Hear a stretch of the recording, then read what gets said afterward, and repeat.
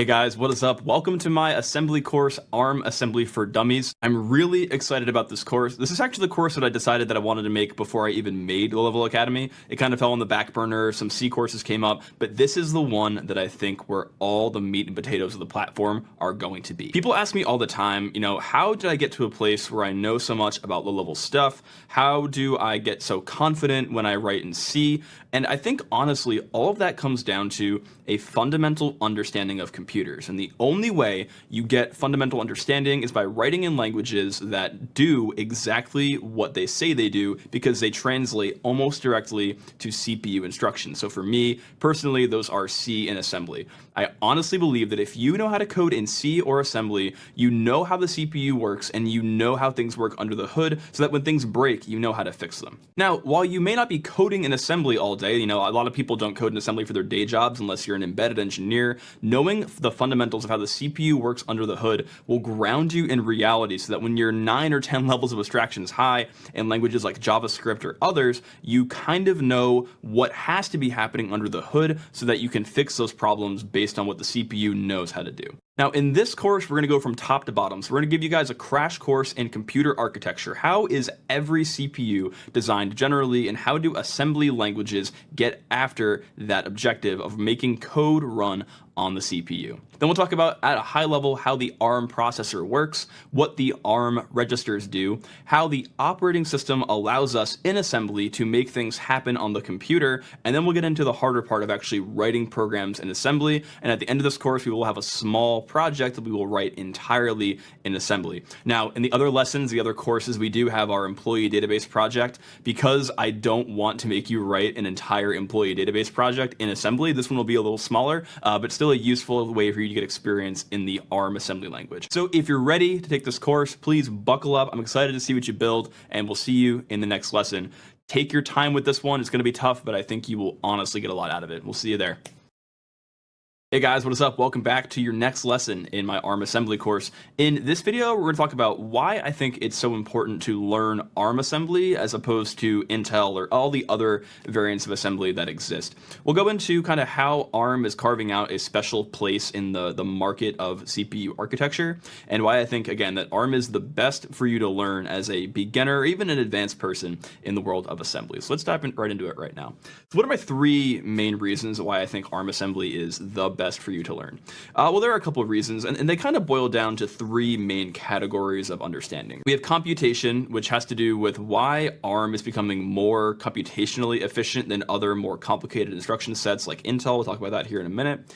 From a learning perspective, I think that ARM is the simplest assembly language out there that you can access easily, right? So you could go learn a simpler assembly instruction like PIC architecture, like maybe the Z80, which is what the NES, the Nintendo Entertainment System, is built in. But I think ARM strikes a good balance from a learning perspective of being simple, but also I can go spend $20 and get a dev board at my house, whereas the other languages require a lot more setup, a lot more investment. We'll talk about that here in a second. And then finally, market share. So it used to be the case that ARM was going away, that Intel was kind of going to dominate the entire market, but we are seeing a resurgence of ARM chips on the market, and we'll talk about why that is here in a second. So we're going to walk through these 3 points. And so again, the first one is computation. There are several other CPU architectures. You've probably heard about them, and especially if you're in this space, you definitely at least know about one other, Intel, right? Intel is also referred to as x86. That is the bottom half of the 8086 CPU that kind of set off Intel to be like the dominator in the CPU architecture space. And there are others like PowerPC and MIPS, but PowerPC and MIPS are two reduced instruction set computers, right? They are not CISC or complex instruction set computers.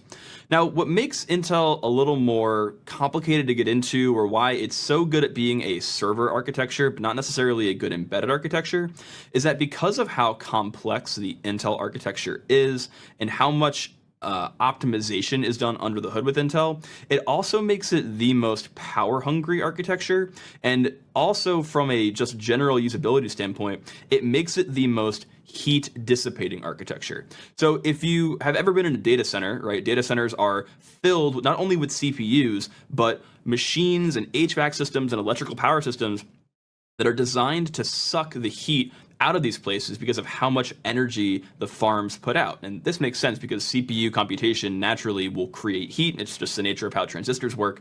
But Intel is notorious for being not only the most power hungry, but also the most heat expedient, or the one that puts out the most heat. So because of this, it's not the greatest language, I think, to be in the embedded space, and it's losing a favor in particularly the laptop market. We'll talk about that in the market share section. But ARM is just overall more efficient. So if you're going to target a embedded platform you're going to dev on, or you're going to try to build maybe an architecture for laptops, ARM is where the money is made, because ARM is a very powerful architecture where it has enough instructions to do what you need it to do, but it's also not so complex that it draws a ton of energy and a ton of heat, so it's getting more and more favorable as an architecture to choose. So other than that, we also have a learning standpoint. As I just got done saying, Intel is a complex instruction set computer, whereas ARM is a reduced instruction set computer. So from just a very basic learning perspective, if I want you to try to jump into the deep end of the pool and go learn an assembly architecture, I would like you to jump into the deep end of the pool, maybe with floaties on, or maybe with a swim vest, or maybe you have a pool noodle. You're hanging out and you're going to your party with the pool noodle. I find that teaching somebody a complex instruction set computer, the CISC architectures like Intel, is you're just asking for people to be more confused than they are to understand. Look at the bottom example, for example, right? The top one here, the LEA EDI, that whole line is a part of an Intel instruction, right? That is an Intel instruction. This is allowed to happen because Intel allows for extremely complex instructions. The way that the microarchitecture is set up under the hood allows you to write these really, really complex instructions that actually under the hood get interpreted by a subcomputer that break that instruction into micro operations and then execute that, right? So Intel, in a way, is actually an interpreted language, which to me is just mind-blowing. And as a beginner, I would never want to have to learn assembly and then there also be another layer of abstraction. Now, obviously, every assembly layer language has abstractions, right? There are transistors that are under the hood, there's silicon, there's dirt. We literally tricked dirt into thinking. But go to the line below that, which is an ARM line of instruction, which has load word into R0, the data at R1. That is a simple instruction. I can give that to a relatively new beginner, and as long as they know what a word, R0 and R1 do, they will understand what that means. And you're going to understand what that means here in a few lessons. So from a learning perspective, I just find ARM to be much more digestible of a language. And I kind of got into this a little bit before, but market share, right? So ARM for a long time had fallen out of the market because it was just easier to drop in an Intel chip, right? Like the MacBook line of processors, for example, was PowerPC in the early 2000s. I think circa 2011, the MacBook went and did their first dual-core processor with an Intel Core Duo. It was a big deal. And then as Intel became more powerful, and again, they're great CPUs, Intel also became more power hungry. So it was really hard to justify, okay, cool, I have a 5 gigahertz 32 thread processor in my laptop, but the battery life is 45 minutes, right? So because of that, ARM is making a resurgence in the laptop market because it's just a more efficient processor that'll do more for the battery life over time. Also, ARM has a licensing model where instead of an Intel, you buy the entire CPU, ARM, you get a license for the ARM architecture and you can use that in your CPUs. Like for example, Apple Silicon is Apple CPUs, but they get a license from ARM to use the ARM architecture so you can add features to it and do whatever you want. And then also, again, market share. ARM has been in the embedded space forever, and I think will continue to dominate the embedded space as MIPS and PowerPC are kind of seen as like the old languages, and ARM is just easier to use and more power efficient, as we talked about. So that's why I think ARM assembly is so important for the beginner. Both it sets you up for success in the future as ARM is just taking a bigger share of the market pie, but also it's just a more efficient architecture than Intel if you're looking at kind of these lower level platforms like embedded or laptops. And I think it's just easier for the beginner to learn. So I hope that makes sense, and we'll see you in the next one where we get our environment all set up and get you ready to start writing some ARM assembly. I hope you're excited. I'm excited for you. We'll see you there. Hey guys, what is up? Welcome back to your next lesson in my ARM assembly course. In this lesson, we're going to talk about how to get our environment set up so that we can go on to the rest of the course and actually write assembly, run assembly, and then in the next lesson, we'll talk about how to debug assembly.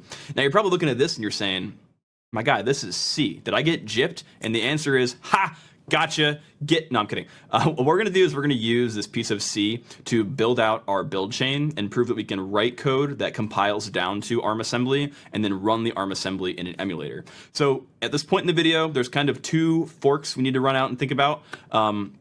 If we go into our environment, and again, the assumption here is you're running in a Linux environment. If you're not, I need you to go create a Linux virtual machine. Very easy to do. I highly recommend for the beginner, go get Ubuntu 22 or 2404 long-term support. Go make it in a VirtualBox VM, and then come back to the video and watch the rest of this.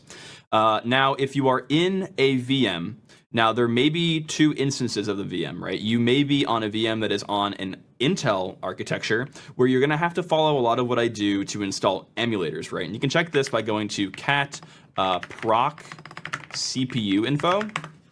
And you'll see here that I'm running a genuine Intel R core, whatever, right? So this means that my native machine, either native or in the VM, is not ARM. So to run this course, I'm still able to take this course and give this course to you guys.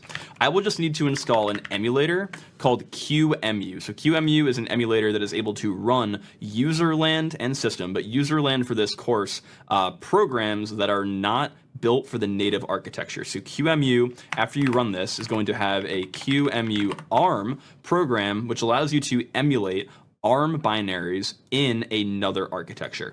Now, if you are on an ARM system, if you go to this and you see that you are, on an ARM, V7 TDMI or something like that, you're all good. You can do the rest of the course without any emulation. You can just run the programs that we write in assembly and you're all good. Now, if you are on the Intel side of the house, one thing you'll have to do is do sudo apt install gcc arm linux gnu eabi hf, right? So this is a long way of saying you need to install the ARM build chain that will allow you to run a special version of GCC that will allow you to compile or assemble the assembly down to a binary, right? And what we're going to do is we're going to test that you have this. So go ahead and run that, get it installed. And we're going to actually see that you have that installed by running the command that will now give you. It'll give you the ability to run ARM Linux GNU EABI hard float GCC. So it's just the GNU-C compiler, but with all this long string in front of it. With this long string in front of it that says that it compiles down to ARM assembly. And notice this is ARM and not ARC, because ARC is ARM architecture 64, which is a 64-bit version of the ARM assembly, and that is not what we're doing in this course. We're doing 32-bit. So what we're gonna have to do is we're gonna have to run, take this piece of code, again, test.c. All we're doing here is basic C. If you're taking the other course, you know what this does. We're going to pound include standard IO. We're going to make int main, we're gonna print a string, and we're gonna do all of this in the ARM virtual machine. What this allows us to do is prove that we can compile and run ARM code, and we'll use that in the future for the course. So go ahead and do that, and we'll do the command here. ARM Linux GNU EABI hard float GCC. We're going to output a test binary that's going to come from test.c. And we also have to make sure that we do tax static. So what static forces the compiler to do is take all of the shared objects that our binary depends on, like libc, for example, and put them into our elf. The reason being, I don't want to have to mess around with getting the libraries set up in an emulator. I want it all to be put into one binary, so it depends on no external libraries. So by running this, it will emit a test file. We can confirm that's an ARM binary by doing file test, and we'll see here that it says an ELF 32-bit least significant bit. That means that it's a little endian binary for ARM EABI version 5. So that means that we're correct. And we can actually run this by doing this. Now, there are two ways we can run this. We can run this like this by doing just // and what's actually kind of cool about the Linux kernel is that the kernel knows. It's like, hey, wait a minute, brother. I'm Intel, and this is an ARM binary. What's going on? It knows to invoke QEMU ARM to run the binary. Now, in this course, what I am going to do is like explicitly call out QEMU ARM to run the binary, because I think it's just better from a learning opportunity, and it kind of shows you as a student what is happening. Because if I just ran this, you would kind of assume that it's on my native architecture, whereas in reality, the kernel is reaching out to QEMU to run it for me. Now, all of that I just said was for if you are running this in an Intel environment, if you're running this native Intel or in a VM that runs on top of Intel. If you are running this in an ARM architecture, you're probably running this in one of two scenarios. The first scenario is that this is you're on a 32-bit ARM platform. You can just run native GCC, TAC-O on test and test.c, and when you run file on this, you'll get the file we got before, which said that it was an ARM 32-bit executable. If you don't get that, you are most likely on an ARM architecture 64, which means you need to use the TAC M32 flag. Nope, not 23, 32, and I don't have this header installed, but like this will compile for you, and if you check the file on this, you will also get a 32-bit ARM assembly, 32-bit ARM ELF. So that being said, go get your build system set up, do what I told you to do. I'll put all the commands that I said and kind of the scenarios you can be in the description below. And yeah, that's it for now. In the next video, we'll talk about how to actually debug binaries or debug programs in GDB, the GNU debugger, which is one of the most powerful tools you're going to need when you're doing ARM assembly debugging. See you there. Hey guys, what is up? In this lesson, I'm going to show you guys how to set up your environment so you can use GDB to debug your processes. Now again, just like the previous video, this is going to kind of break up into two areas. So we're going to start with people that are most likely taking this course, which are people on an Intel platform that are trying to learn to write ARM assembly. And again, the reason that that's important and different is because you have to do some kind of emulation to run your program, and that makes it a little different to debug. So we have to go into how to set that up. So what you have to do is install GDB, and this is not the normal GDB you might have. Like right now I have GDB installed, but this GDB isn't actually going to work for us because this is GDB designed around the Intel architecture. What you need to do instead is sudo apt install GDB multi-arch. I'm going to install it here too. I'm not sure if I have it installed. I do not. So go ahead and install GDB multi-architecture. What that is what it sounds like. It's literally just multi-architecture GDB that will allow us to communicate with programs that are not our native architecture. So the GDB that I have natively is for Intel and Intel exclusively. By installing this, I can do ARM programs. And then we're going to run QEMU. Nope, we're going to run QEMU ARM. Do TAC H here. And we are able to see that there is a command for TAC G and a port number. Now what this will do is it'll start a GDB server, and it'll wrap the GDB server in the context of our program, right? So like before, we made our test environment, and again I'm going to do QEMU ARM because I think it's more explicit and easier for you to understand. This is being ran in the architecture of the emulator and not native, because again, natively in this VM, I am Intel. So we have this, boom, run that, and then we need to do TAC G. I'm going to do port 4242, which will spawn an instance of GDB, and it'll run inside of that emulator so we can expose it and use GDB here in our setup. So I'll make a new window here, and I'll show you how to do this. So we'll go into the folder that I have here, and we have CD setup, and so here's the file test. This is again our binary that we compiled with our toolchain, and this is going to be the target of our debugging, right? We found a bug in this program, we need to do something to figure it out. Okay, and so we have QEMU is waiting for us to connect. It has not started the process yet, it's just holding it there waiting. So we have to do two commands. Run multi-arch, that'll open up our GDB. I'm going to run it as root so it turns off my my GEF, my GNU enhanced framework. So in GDB, we need to do two things. First, we need to do file, which loads up the file that we are going to debug. Because normally, what you would do in GDB is you would run GDB and then the name of the binary. We don't want to execute it locally. We want to connect to a remotely running instance, right? So we're going to do GDB multi-arch. We're going to say file is going to be test, so it's going to load in the symbols from our test file. And then also we need to connect to the remote GDB. The way you do that is do target remote, so it's a remote server running somewhere, and then localhost 4242. This will connect via TCP to us on port 4242.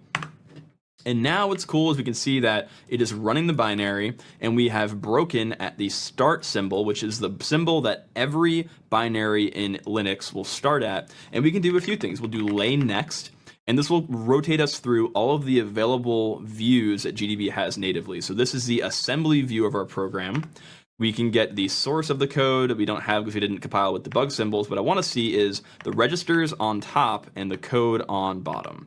There we go. So if I do NI for next instruction, it'll iterate, it'll go to the next instruction here, and we can see all the registers of the CPU, and then all of the code that we're walking through. Now, I know you're probably new to assembly, so you don't know what any of the registers mean or what these instructions do. That's okay. I just want to show you that when we begin to write our code, we can step through individually and watch the code operate.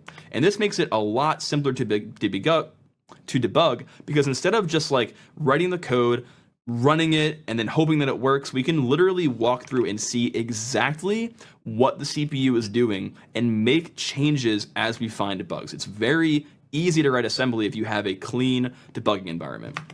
So please, if you're on Intel native, that is the instructions for you. Go get this set up, prove that you can break in start and run the program by single stepping. And then if you want to get out of this, you can just type C for continue, which will run the program forward without any other breaks unless you have breakpoints set up.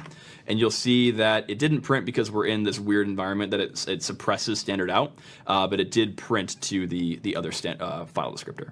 Now, if you are in an ARM environment, if you are running on a system that is ARM native, very cool. You type GDB, the program, done. That's it. That's all you got to do. Okay.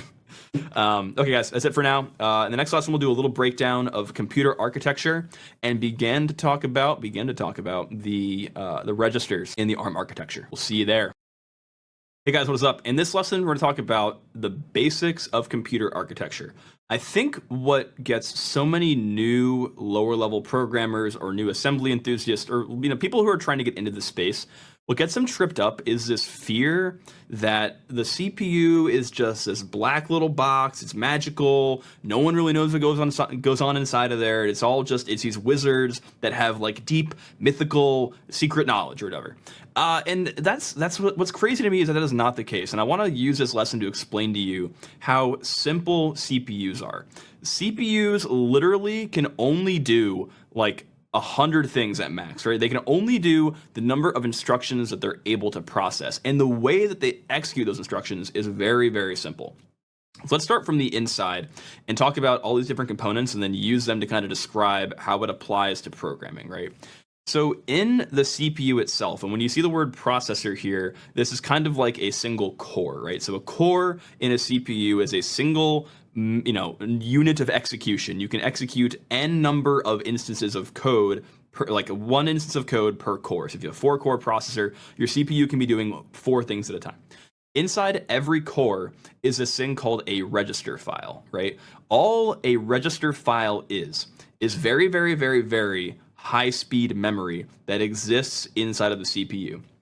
It is literally a bank of, for this course, we're doing 32-bit ARM, so each register itself is 32 bits or 4 bytes of memory, and then there are n number of registers on the architecture. So in ARM, there are 16 registers that we can use in userland, right? R0 through R15.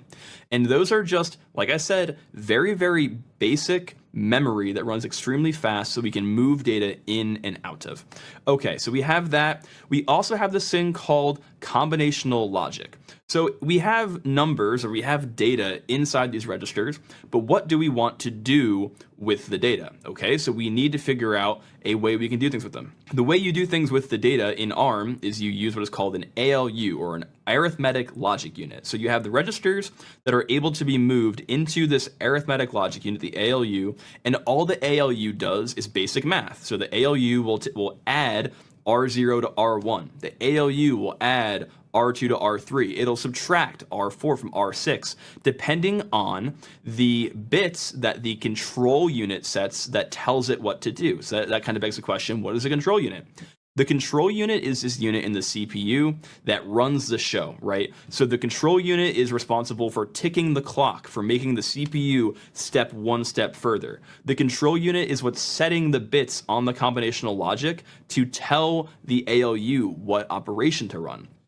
And where did the control unit get this information from? Well, the control unit has the logic inside of it to decode the instruction. The instruction comes in from main memory, right? And we have the control unit that takes that instruction and breaks it into its parts. It says, okay, based on bits 1 and 2 of this instruction, what does that mean for the combinational logic? What operation am I doing? Okay, cool. Now, based on bits 2 and 3 of the instruction, what is the source register? What is register 1 in the instruction? Okay, and then bits 5 and 6, what is the second register, and so on, right? So you encode your instruction in a way that the transistors in the control unit know what to do with the registers with the combinational logic. Also, the control unit can tell main memory, hey man, I need access to the word at hex 8000 because the instruction here says I need to load memory from that location. So by putting all these things together, you get the fundamentals of a computer program, right? Main memory contains your code. The code is an instruction. It gets loaded to the control unit. The control unit then readies the registers to be either loaded or unloaded in the ALU, and then that ALU will put it back into the register file, and the control unit can store the result of that operation either into memory or take other memory out of memory.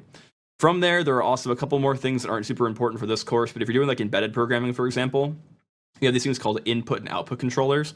Think, for example, you have a phone that has a serial console. The serial console will typically have a dedicated set of pins that go into the CPU that you can do particular input and output with. This is true for modern CPUs too, where you have these things called interrupt controllers, where when I press a key, I have an interrupt that gets fired in my CPU right now that'll tell the CPU, hey, this line has gone hot. I need to do something special based on this logic to handle a new instruction, right? I have to do something different. So this is what I wanted to get across to you guys before we actually got into writing code. CPUs are extremely simple. All they're able to do is take data from registers and either do math with them or put them into memory or load memory into them. By combining all of those things, that gets us the fundamentals of all computer programming.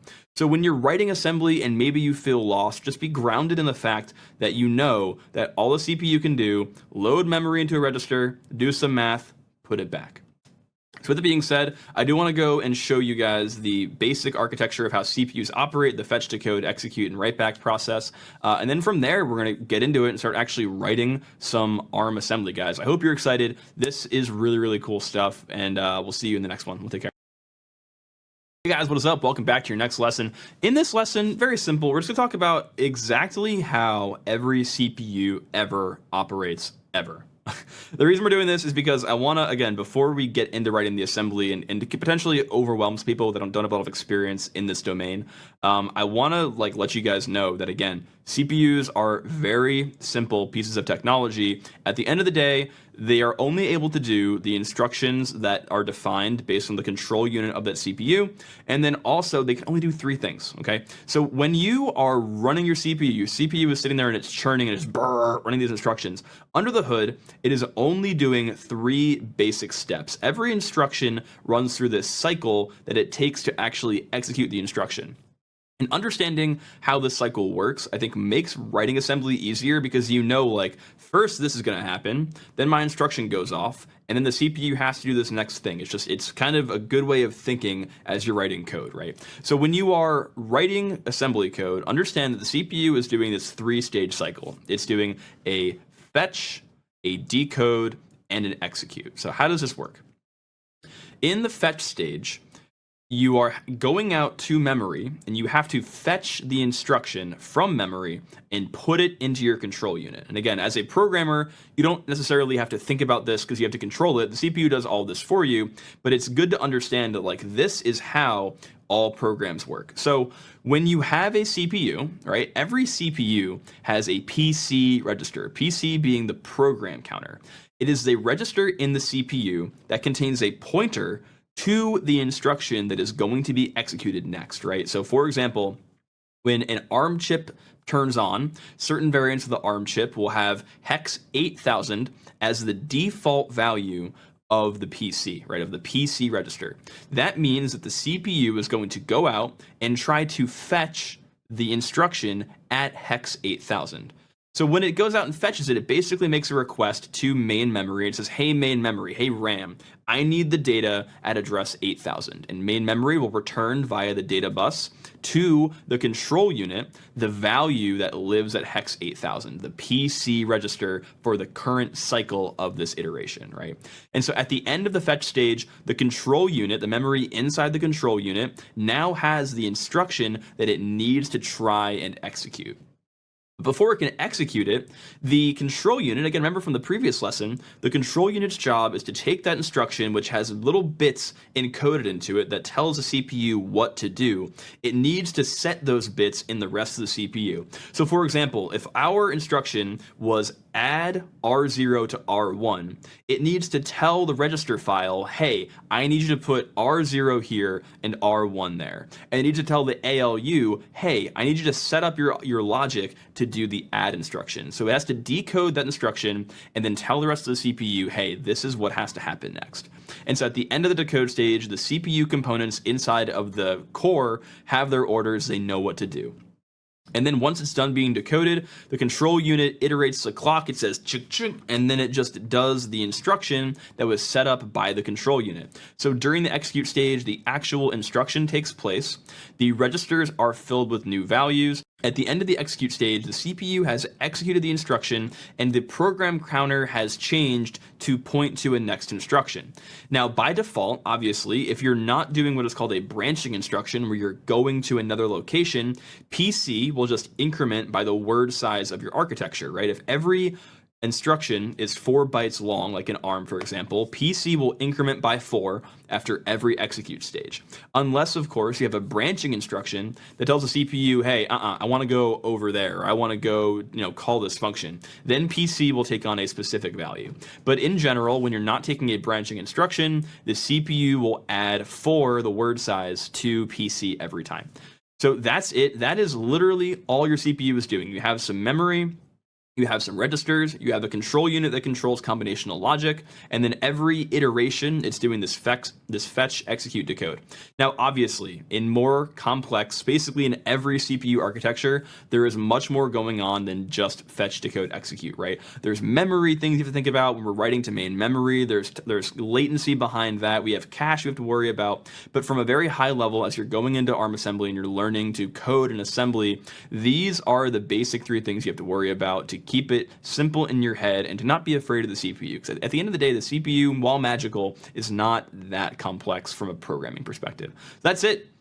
We did it. We got through the intro to this course, kind of the basics. We're going to go into the next lesson and we're going to talk about registers of the ARM CPU and how and why they matter for your programming in the future. So we'll see you guys there. I'm excited.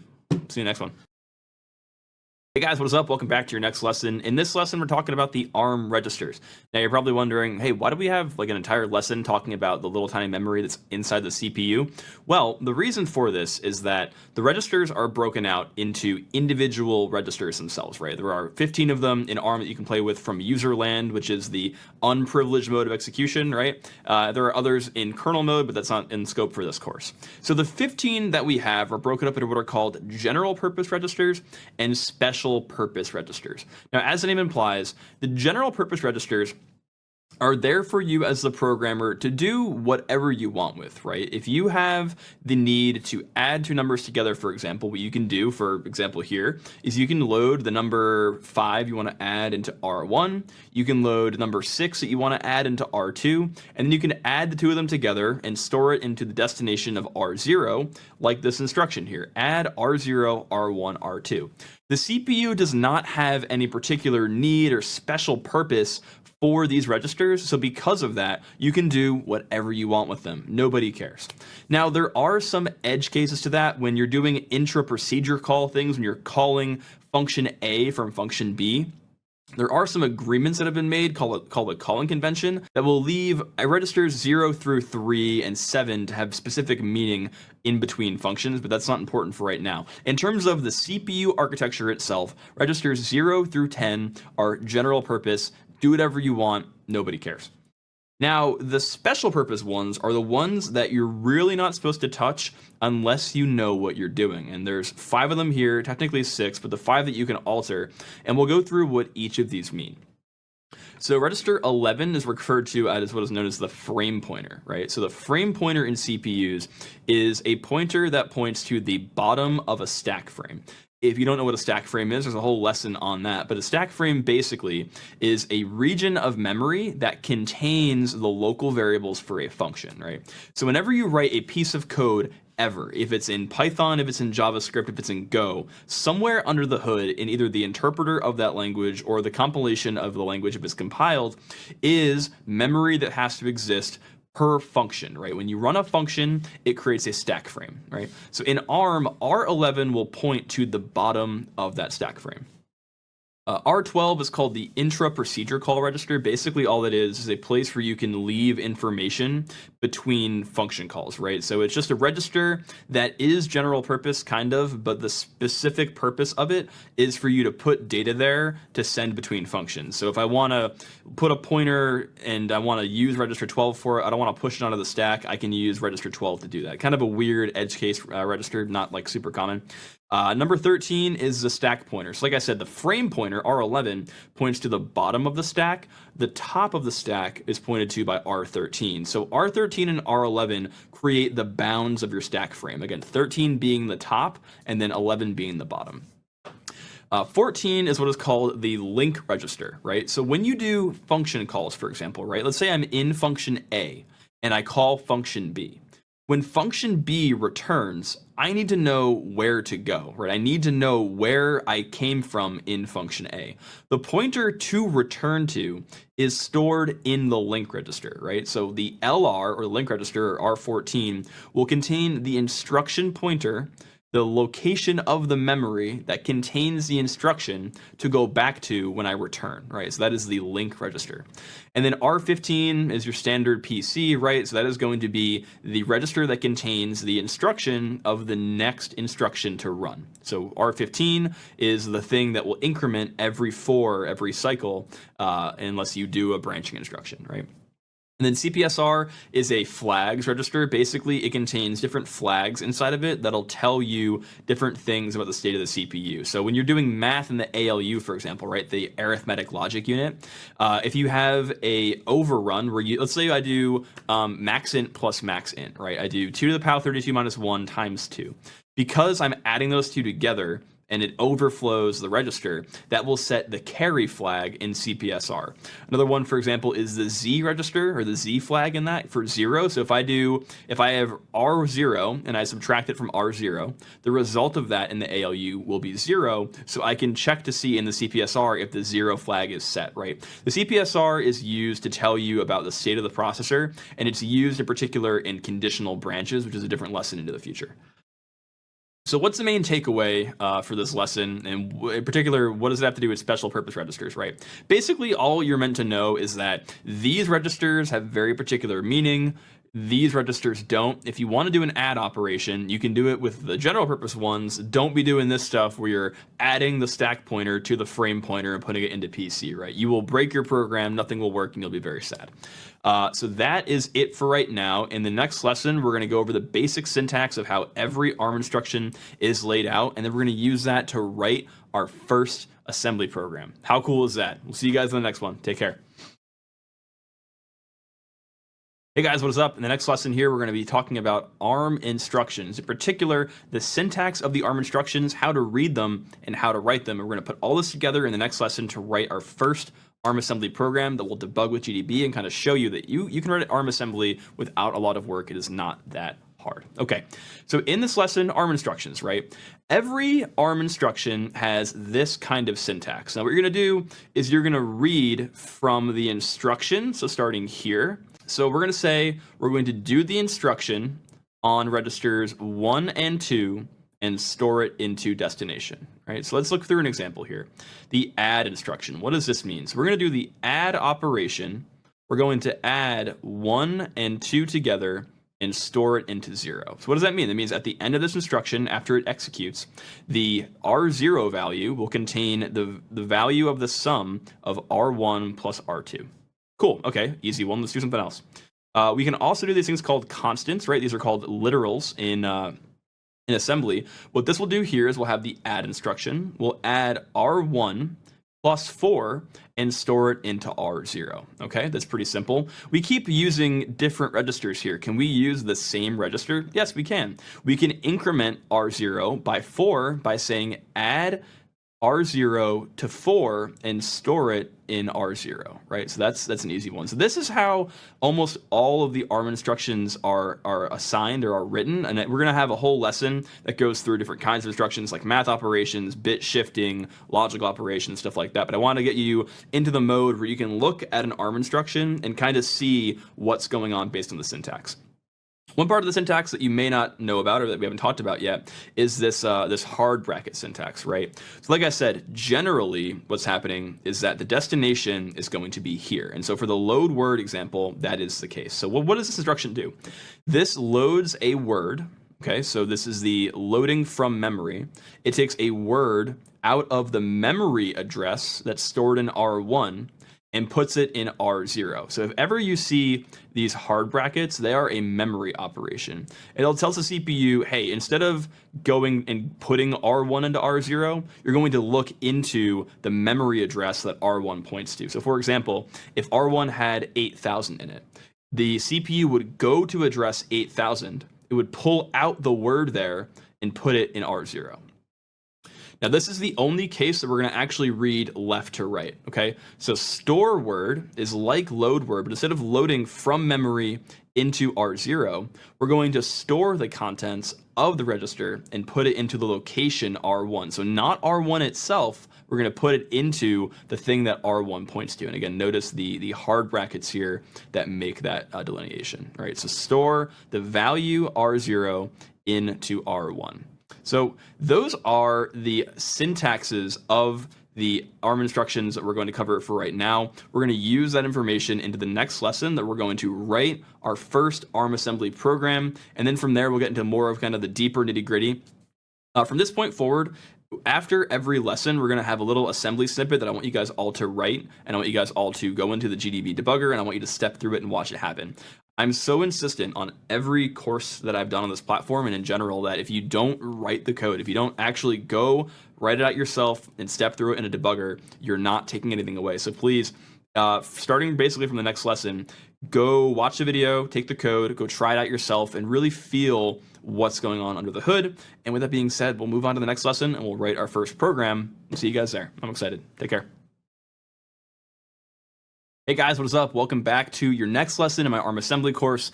I'm so excited for you because today is the day that you write your first little bit of ARM assembly to kind of get your hands dirty and to get your workflow set up for when we write more code in the future, you'll know what to do. We're only going to write these 7 lines of code, but I think it's a fun little experiment. And if you can see what's going on here, I want you to tell me, either DM me on Twitter or hit me up in the Discord or whatever. But this is a kind of a cool little experiment to show you the power that assembly has. So let's walk through each line here and kind of talk through what's going on. So when you're writing an assembly, first of all, the name of the file is myfirst.s. You can name this file whatever you want, but it has to end in .s. That .s tells the GCC compiler that it is an assembly file and it knows how to build it appropriately. On line 1, we have section.txt. So when you are writing code in assembly, you're able to kind of put the code that you're writing anywhere in the binary, but it needs to go in what is called the text section. The text section is a section of an ELF or an executable linkable format file that is executable by the CPU. If we put this in the data section, for example, right, you can't execute data. It is illegal via the CPU to execute data, so this code would never run. The program would just crash. So by putting it in .text, we tell the CPU that, hey, this is code. Line 2, global start. The CPU, when you run a program in Linux, needs to have an exported start symbol, right? The start symbol tells the CPU that this is where you need to point your program counter when you open up an ELF or an executable file to run it, right? By making it a global, we export it. We tell the ELF file that not only is it a symbol that we are aware of, it's a symbol that we want the rest of the CPU to see as well. So we make it a global. Now we define the global symbol start, and this means that the program is going to begin here. It's going to run this code as the code. Now going through the same process we had to read instructions. Now I know these are only 2 operand instructions. They're the same as, like for this one, for example, subtract R0, R08. You can get rid of that first R0 and it's implied. Now, the first one here is move into R0, the program counter. Now you're probably saying, whoa, whoa, whoa, hold on. The program counter is a special purpose register. We can't do that. We can do that. We just shouldn't modify PC. But if you want to, if you have this code running, you can take PC and you can put it wherever you want. So I'm going to store PC into R0. Then I'm going to subtract from R0 8, right? The #8, the hashtag 8 for the kids. It means that we're going to take 8 away from R0. We're taking PC at this location, which is going to point to this location and subtract 8. And then from there, we're going to do is we are going to branch an exchange, which basically is just branching to a register. The exchange is a special little flag, but not important for right now. We're going to branch to that location. So what do you think that does, right? Sit here, ponder for a second, think real hard. What do you think taking this value, subtracting 8 from it does, and jumping to it, right? What does that do? So what it actually does is pretty cool. It's an infinite loop. It's an infinite loop. We can go ahead and we can confirm, we can test that by running the program in ARM and a QEMU, right? So like we talked about previously, run the program in QEMU ARM, open it up for GDB on port 4242, run the program, and then we're going to go over here and we're going to start up our GDB multi-arc. And again, if you forgot how to do that, that's totally okay. You do GDB multi-arc, you run the file command, to get the file loaded into GDB, and you do target remote localhost 4242. That'll load the program up. And then we have to do lay next to get our program to a good state. So we have the registers and the code. So now you can see here that we are about to execute this function here, right? We're about to execute this instruction. Move PC into R0. Okay, so let's do NI for next instruction to iterate over that instruction to go to the next one. So we just ran that instruction. We can see that R0 contains this value here, 10080, 100A0, which points to here. And then what we're about to do is subtract from R0 the value 8 and put it into R0. Let's run NI. Boom. So now that value equals 10098. And we're about to branch to it, right? So we were about to branch that instruction. We'll type NI again. And what does branching to that instruction do? Well, golly gee, it branches to that location. So we are going to do this now in perpetuity forever. We've written an infinite loop in ARM assembly with a little bit of weird hacking using the PC register. So guys, please do me a favor, go and try this out. Go learn this stuff yourself. Go and get your hands dirty with some ARM assembly, and we'll move on to the next lessons where we get a little deeper into more of the instructions and more of the power of the ARM assembly language. I hope you're enjoying this so far. I'm having a blast doing this. This area of computing to me is so cool because I think if you just spend a little bit of time and like really put your head into it, you gain so much foundational knowledge and so much power where you really begin to understand like what's going on under the hood in the CPU. So I think it's cool. I'm gonna hit C to let my infinite loop run forever. You can hear my CPU booting up because it's like literally eating the CPU in the VM. But anyway, we'll see you in the next lesson. See you guys.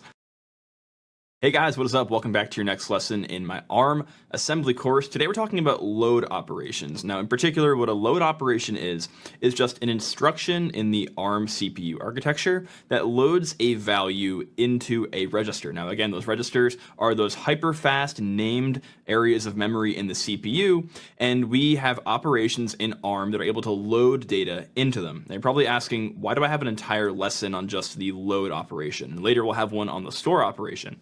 And the reason for this is there's a bit of a catch when it comes to the load instruction that we'll talk through right now.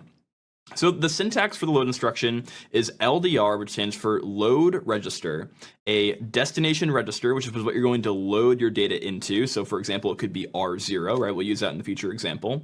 And then the value that we're going to load into that register. Now in this example, you see there is a lack of hard brackets, right? That means we are not doing a memory operation where we're loading data out of memory into a register. We're just putting a hard-coded value. So you'll see typically when we do these hard-coded values, they're called literals or constants, and they'll have a hashtag or a pound sign depending on what generation you were born in. But here is where the data will come from. It'll live inside the instruction. But the catch actually is that the load R instruction does not actually exist when it comes to loading data into registers. And the reason for this is that the ARM instruction set requires you to limit your instructions to 4 bytes or 32 bits. A 32-bit or an ARM instruction cannot be bigger than 32 bits. And even in thumb mode, the smaller instruction operation mode of the ARM processor has 16-bit instructions, which means if you wanted to run this instruction and load a value that is 32 bits into a 32-bit register, which should be a thing the processor can do, you actually can't fit the value into the operation because you can't put the whole number into the instruction, right? The instruction has to contain the value you want to load, and you can't put a 32-bit value into an instruction that is also 32 bits, right? You can't fit it entirely in there. So what actually ends up happening when you load a constant value into an instruction, into a register in ARM architecture, is you end up breaking it into these 2 instructions here. So this LDR is what is known as a pseudo operation. It is an operation you can write out in ARM assembly, but the compiler or the assembler will do something different under the hood, right? So what ends up happening here is it'll actually break your instruction into 2 instructions. Now this is one way we can do it. I'll show you the next way here in a second. The one way we can do it is it'll end up breaking this into 2 instructions where you run the move W instruction or the move word instruction into R0, and it'll take the bottom half, the bottom 16 bits of that value you want to load, and load that into R0 first. And then I'll move it into move T for move to the top of R0, the top half or the top 16 bits of that instruction. So one way the load register pseudo operation can be broken into is it breaks it into 2 separate instructions that are loading the bottom and the top half of your instruction. Now, and the way you use the pseudo operation here is you put this equal sign. By putting this equal sign, you're telling the assembler that you want to use this pseudo operation, and you're essentially giving the assembler the choice between this mode of execution, where you break it into 2 pseudo instructions, or the next way that it can do it, which we'll describe right here.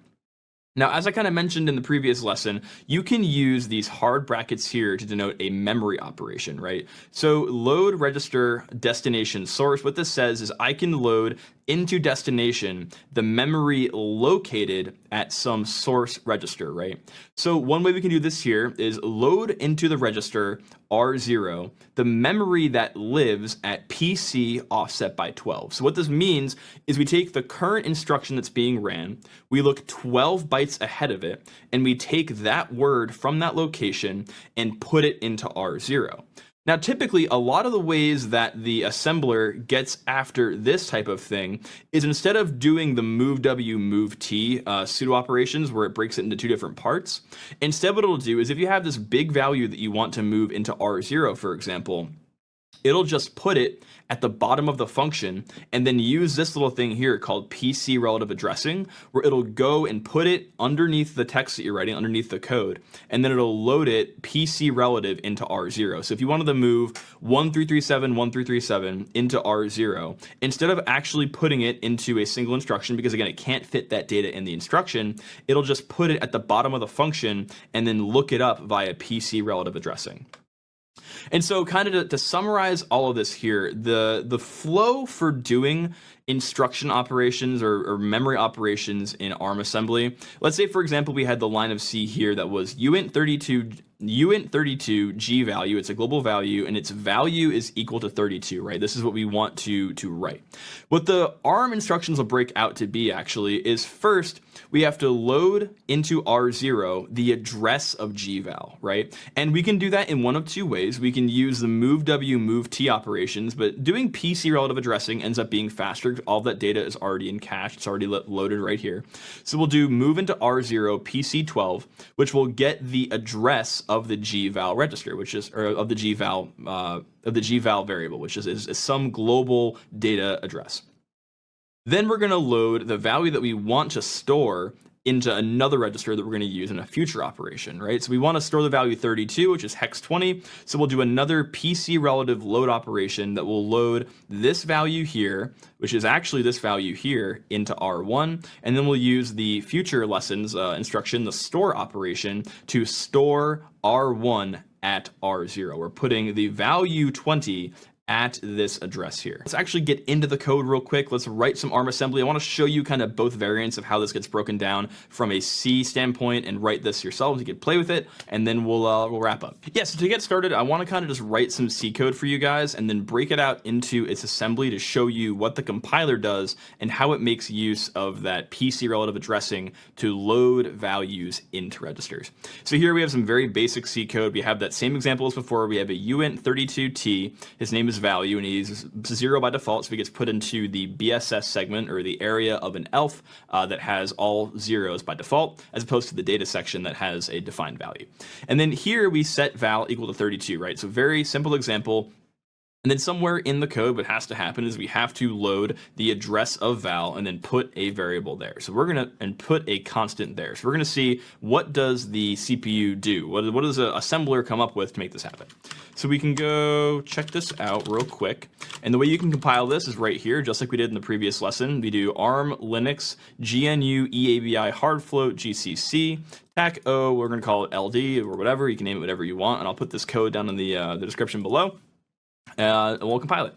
And then to disassemble the code, we can use, within the same tool chain, you should also have this tool called object dump.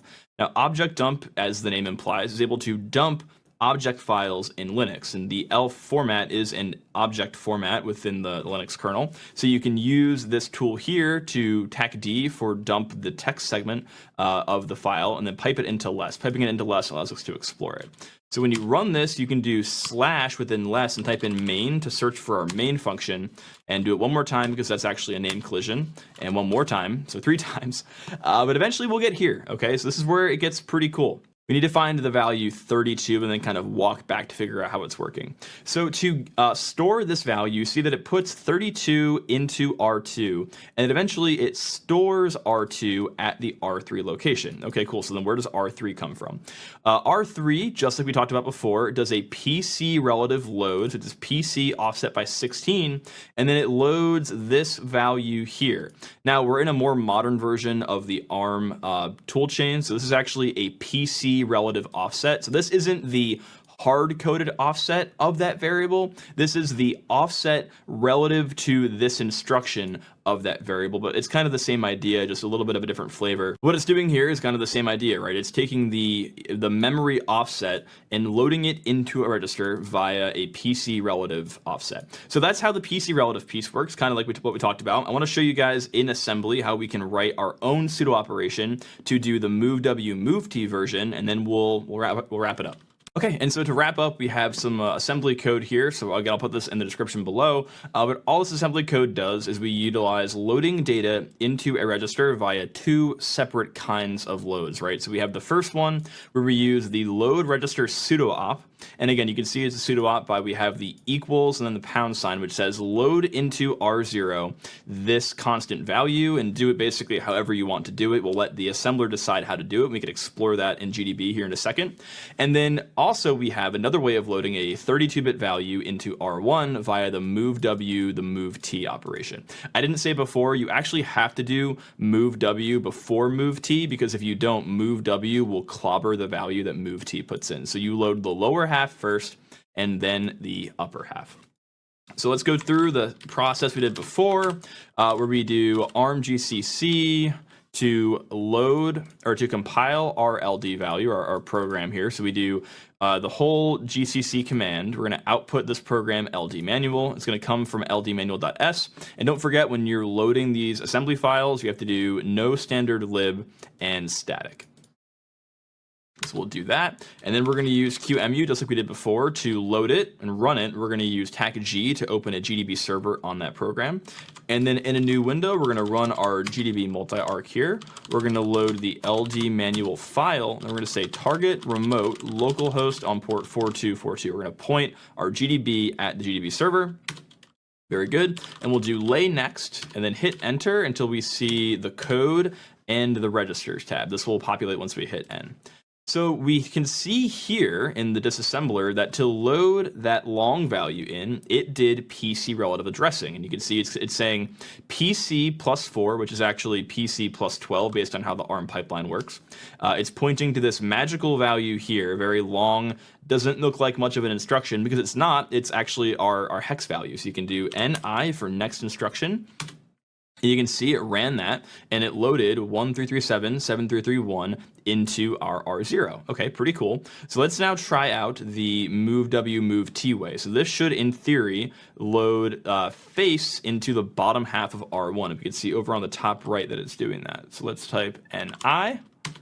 Very cool. We have face there, and then we'll do it one more time to see if it loads food. We have food face, and then this will crash because that's not a real instruction. Very great. Okay, cool. So that's it. That's the load instruction in ARM. Hope you learned something. And we'll see you in the next one where we talk about the store operation. We'll see you there. Hey guys, what is up? Welcome back to your next lesson in my ARM assembly course. Today, we're talking about what might be the most complex topic of your assembly programming career. It's the ARM store operation. I'm being sarcastic. It's very simple. To store data from a register to memory, this is the only way you can do it. Ta-da! So the way this works is just like the load instruction, right? We have the store operation, store register, str. We're going to store some source register, right? So R0, like previously, had that 32 in it from our previous example, and we're going to store it into some other register that has a memory address in it. So we're going to walk through the example from the previous lesson and talk more about the store operation here. But for example, let's say I want to store this C line. I want to make this happen by putting the value 32 at some variable gval, and gval is maybe some global, for example. We have to run our load operations to load the address of that value, the address of that variable, and the value we want to store there. But ultimately, at the end of the day, all we're going to do is run a store operation where we say put this register at this location. That's really it. It doesn't get more complicated than that. There is, in the next lesson, a little bit of complication where the store operation does have a multiple variant. So particularly in 64-bit ARM assembly, you can do stored pairs. But when you're doing stack frame setups, what you're able to do with the store multiple operation is put multiple variables on the stack at the same time. We'll walk it through that in a separate lesson. It's a little more complex. But in terms of basic storing data into memory, this is literally all you do. It's store, register, other register that has a memory address. So let's write a little bit of assembly here to kind of show you guys and practice it, and then we'll move on to the store multiples.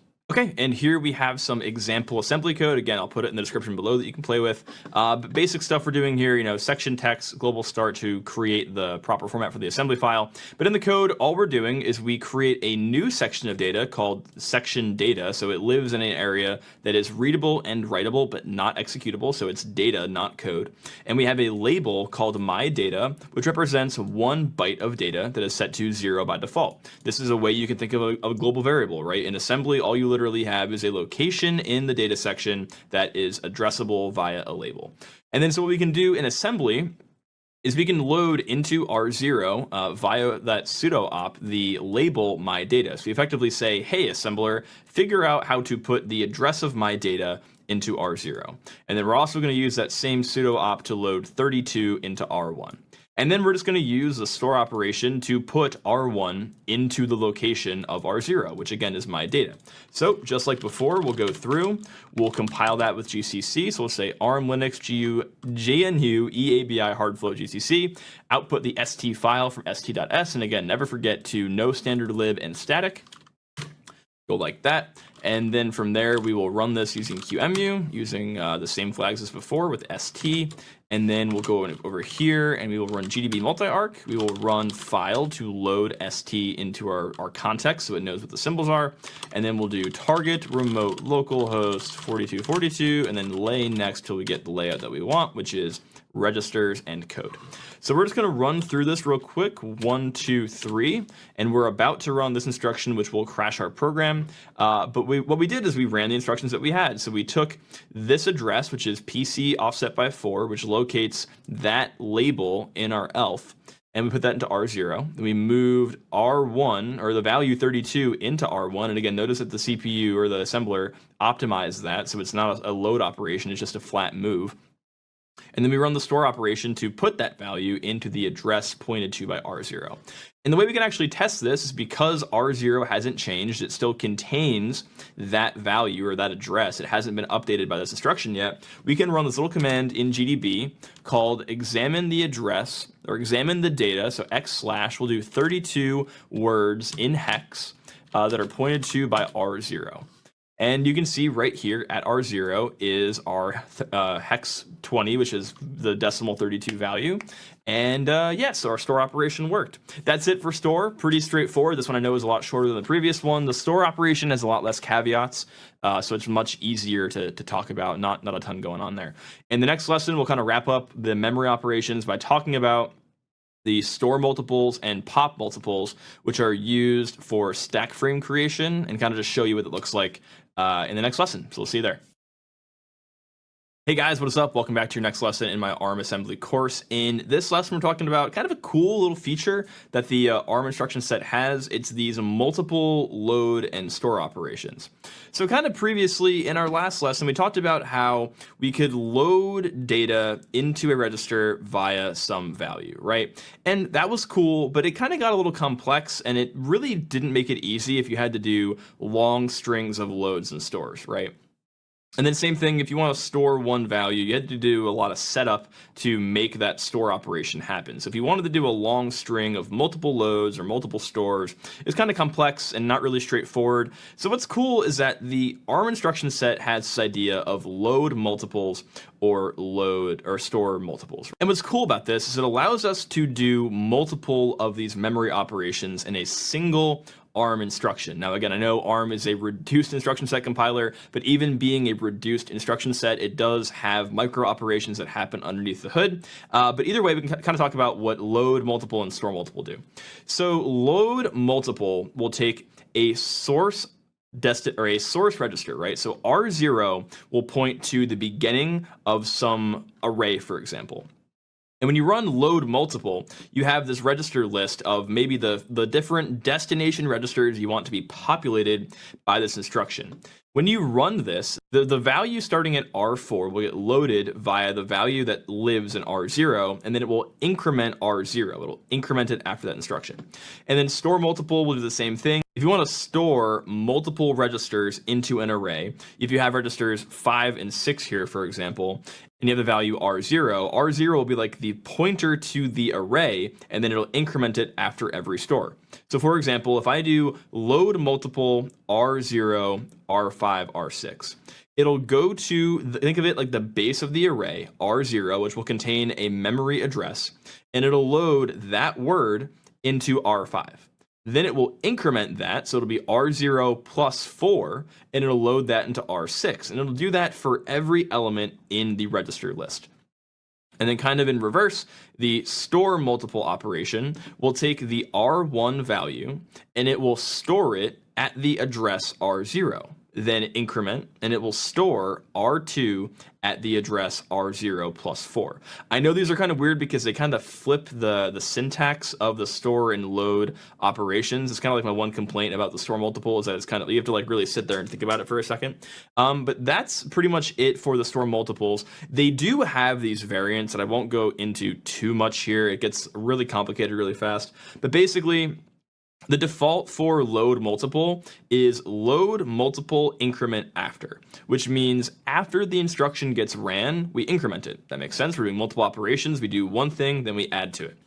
What you can do is do an increment before, which effectively offsets the base of the array by 4 before you do the operation. I don't really know of a good reason why you'd be doing that. I don't see a real benefit to that. But the other variant is instead of an increment, you see you have increment after, increment before, you have decrement after. You can subtract it by 0, or you can subtract it by that amount. And what this is used for is if you have stack-based operations or certain data structures that as they grow in one direction, and as they shrink in the opposite direction, you can use the decrement after operation to effectively change the direction that your structure moves. And then store multiple has the exact same exact same variants with the same logic behind them. So nothing to talk about too much there. So the typical flow where this becomes useful is if you've ever disassembled a ARM program, you'll see that when it creates its stack frame, if you don't know what that is, we'll talk about that in a future lesson. When it creates room for its variables in a function, it has to preserve what are called the non-volatile registers, or the registers that the function that called it expects to be in a good state when it goes back to that function. So it has to effectively hide them from the rest of the function and then put them back onto the registers before it goes back. Now to hide them, it has to put them somewhere. And what it does is it does store multiple increment after at the stack pointer. So it puts them onto the stack and it stores R4 through R11. Pretty cool. And it stores them onto the stack. It does the function in the stack frame and it does the whole operation.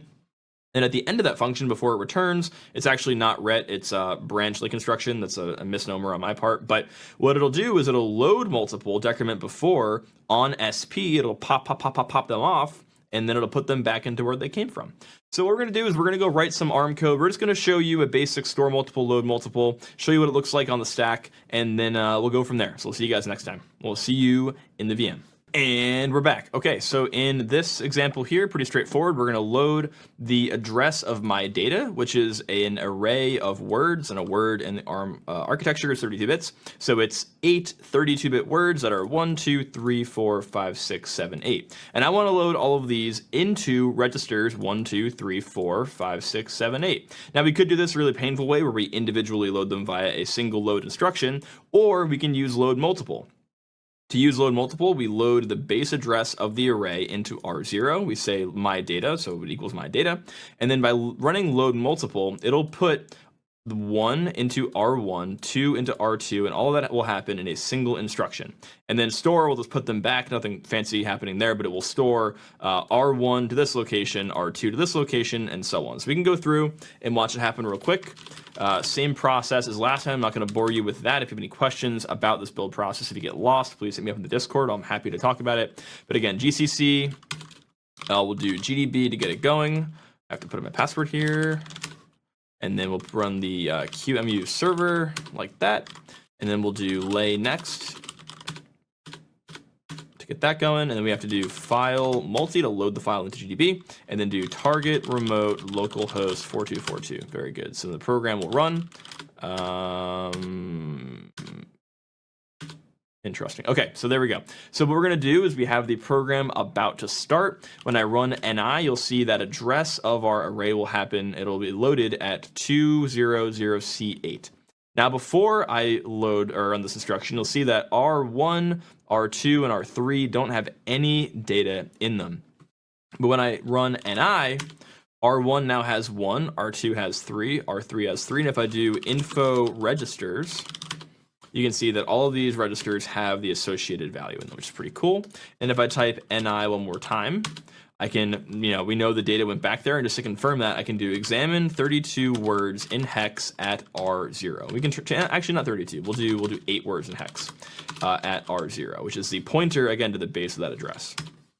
And you'll see here that it's 1, 2, 3, 4, 5, 6, 7, 8. So there you go, guys. Store multiple, pretty straightforward, not too complicated. It's a cool way of doing array operations in ARM assembly without a lot of the overhead of loading and storing all the memory addresses. So that's it for now. In the next few lessons, we'll get into some math and binary arithmetic operations. Then after that, get into actually building some programs using functions and calling conventions. We'll see you in the next one. Take care. Hey guys, what is up? Welcome back to your next lesson in my ARM assembly course. In this video, we're going to talk a little bit about the mathematical operations that happen inside of the ARM CPU and that give it a lot of power, right? We'll talk about why it's important, in particular for reduced instruction set CPUs, like the ARM chip, for example, to pay attention to these otherwise seemingly pretty simple operations. So we'll talk about first the ARM shifting operations.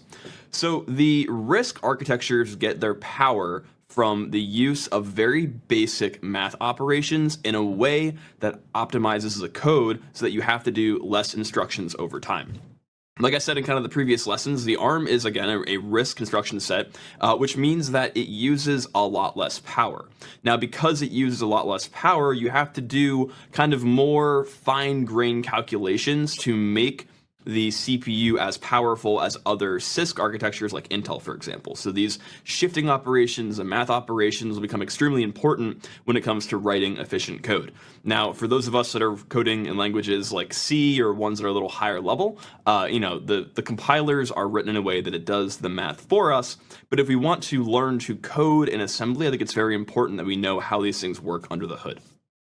So for example, when we're doing complex operations, in particular division operations, and if you don't know what this operator is, this is the modulo operator, so it's the result after division, so 8008 mod 5 is going to be 3.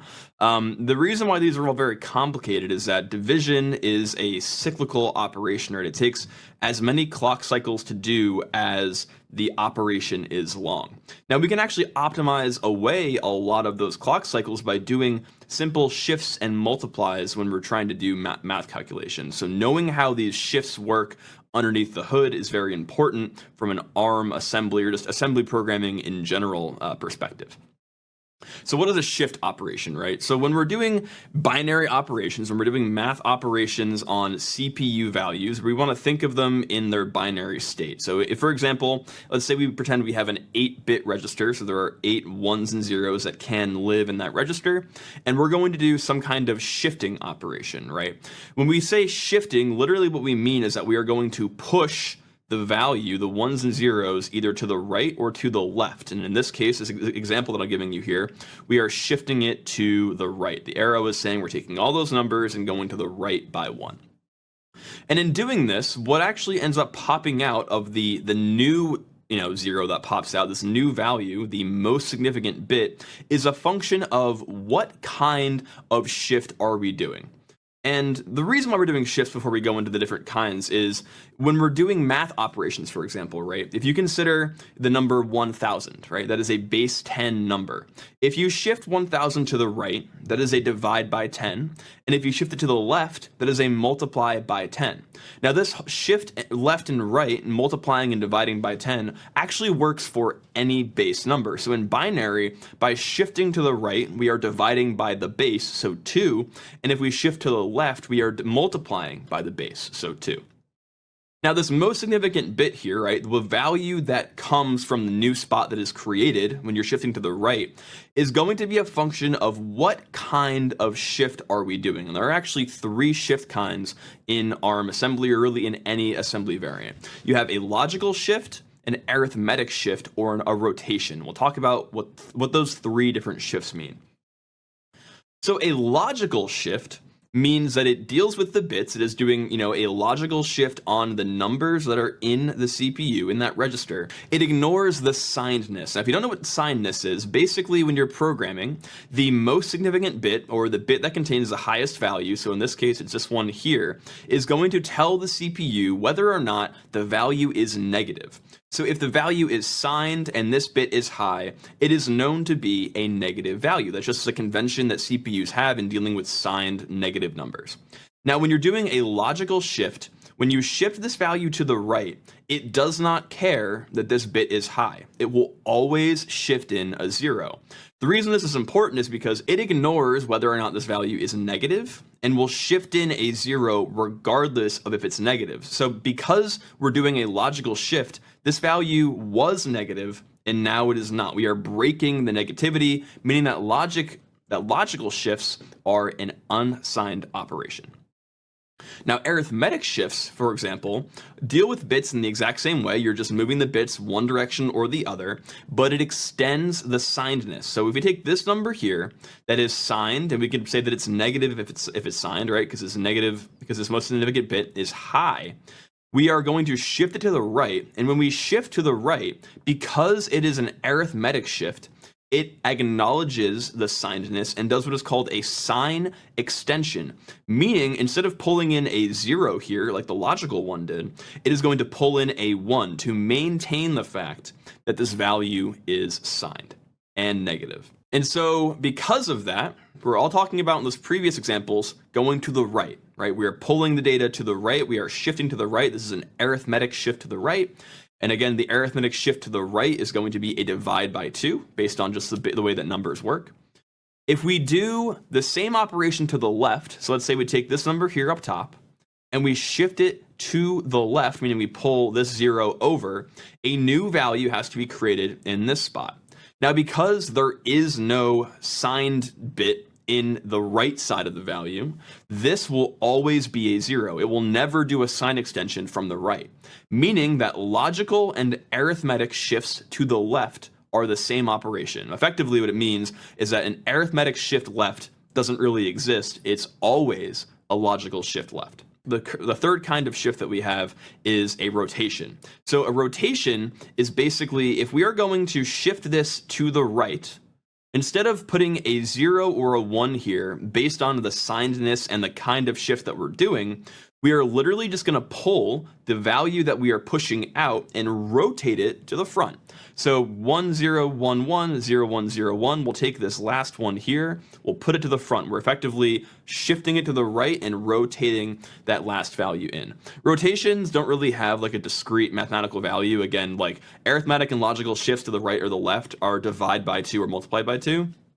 Rotations don't have a mathematical equivalent. There are some cases where, like, when you're doing embedded work, you need to like move bits around, or maybe you're creating a shift register, which is an embedded concept for doing like cyclical, for doing like cryptography or whatever. But this doesn't really have like a mathematical parallel. Just know that like it exists. And so to talk about this from the ARM perspective, again, we've talked about what the operations do at like a high level, but let's go into the actual instructions here. So we have the syntax here, which says we're going to do a logical shift to the right. This S value here, I'm putting it in square brackets because it is optional. So when we're doing these operations, we have the option to set the status value in the CPU. So we could say basically do a logical shift to the right and then also update the status flags in the CPU as a result of this operation. And that just depends basically on if we want to use the result of this data to make a further conditional branch. If we don't, we can ignore this. But what we can say here is shift the source register, maybe it's R1, by either the number stored in some other register like R2 or some hard constant value. So we could say shift to the right into R0, the value in 1 by the number in R2, or into R0, the value in R1 by constant 4. And again, shifting to the right is a divide by 2 for every shift we do. So if we do a shift to the right 4 times, that is a divide by 2 to the power of 4, right? Which is what? Which is 16. And then same exact thing. All the logic I just said previously, all the math, everything you're doing is exactly the same, only by changing the L to an A, this becomes an arithmetic shift to the right. So again, arithmetic shifts being ones that acknowledge and maintain the signedness of a value. So if you have a negative number that you want to shift to the right, if you want to divide by 2, we are going to use ASR to keep it negative, because if you use a logical shift, you will delete effectively the negativity of that value. And then same thing as before, rotate, right? Again, there's no real mathematical parallel for rotations, but if you want to do a rotation where you take all the data, push to the right, and rotate in the data on the left, you can use the ROR. And again, that S flag is optional to update the status register in the CPU. And then again, there is no ASL. There's only a logical shift left. And so when you're reading assembly in the future, or maybe you're writing assembly in the future, you'll actually see that there are 2 variants of these instructions. There are ones where you use the instruction directly. So again, this is a logical shift to the left into some desk register, a source register by the number 2. Okay. There's also another variant where you say move into desk register, the source register, after it's been modified by this modifier, and the modifier says shift it logically to the left by 2, right? So you'll see that as 2 different variants of these instructions. And so that's it. So we'll get into some code real quick. We'll just kind of write up some basic logical shifts to the left or the right. I'll show you the binary values and just show you how they're actually, a multiplication or division by 2 and how they kind of play into some mathematical algorithms. Hey, so yeah, for the shifting operations, I want to show you guys that like when you're doing basic math that uses multiplication and division, and typically by powers of 2, under the hood, all it does is boil down to shifting operations, right? And I want to show you here that when you're doing code in C, for example, that uses either a signed by default int or an unsigned int, that will change under the hood what operation gets used. So here I create an int x and an int xx, x is signed, xx is unsigned. I multiply one by 2, the other by 4, and then we'll print them, but then I'll do a division by 2, and I'll show you kind of what happens under the hood with all those operations. So let's save this code real quick. I'll put this in the video description as well.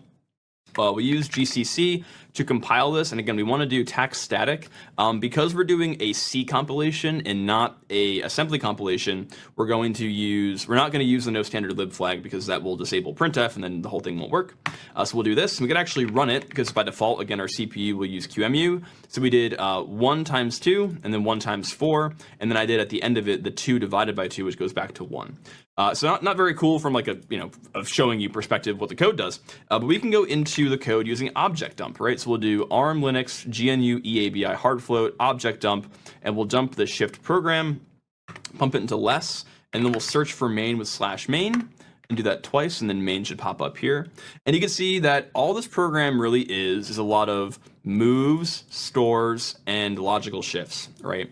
So again, like we said in the lesson, earlier, when you're doing a multiply by a power of 2, there is no arithmetic shift left, right? Because we're not dealing with the signed bit. We are just moving the data to the left as a function of how much multiplication we're doing. So the first one is turn 1 into 2 by multiplying it by 2, right? So we say move 1 into R3, store R3 into R7 offset by 0. And again, R7 is the frame pointer. It's the bottom of the stack. So we can think of R0 or R7 offset by 0 as Rx, and then R7 offset by 4 as our XX.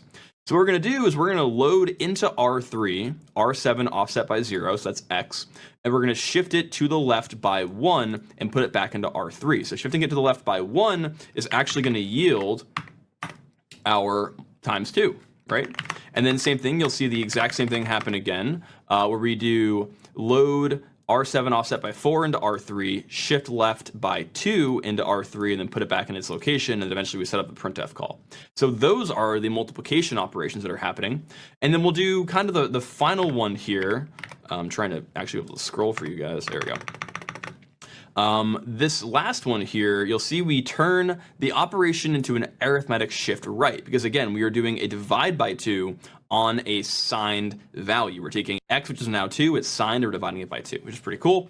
And we are shifting it to the right by 1. You will see that there is some foo going on here where we're doing actually a logical unsigned shift to the right to extract the signed value, and we're adding that into the value. Don't worry about that. That's some like crazy ARM optimizations that are going on. But effectively here, we're doing the divide by 2 by doing an arithmetic shift to the right, which is pretty neat.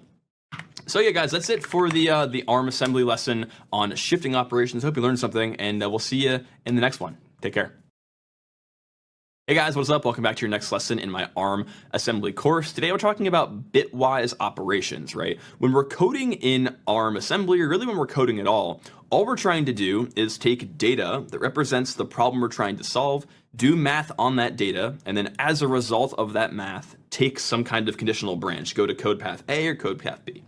Now, some of the mathematical operations we can do are involved at the bit level when it comes to the values, right? And in particular, if you're trying to get into embedded assembly, you want to know how these bitwise operations work, because a lot of the peripherals, the things that make the chip do physical actions like reading and writing data to a serial bus, for example, have to do with setting flags via these bitwise operations.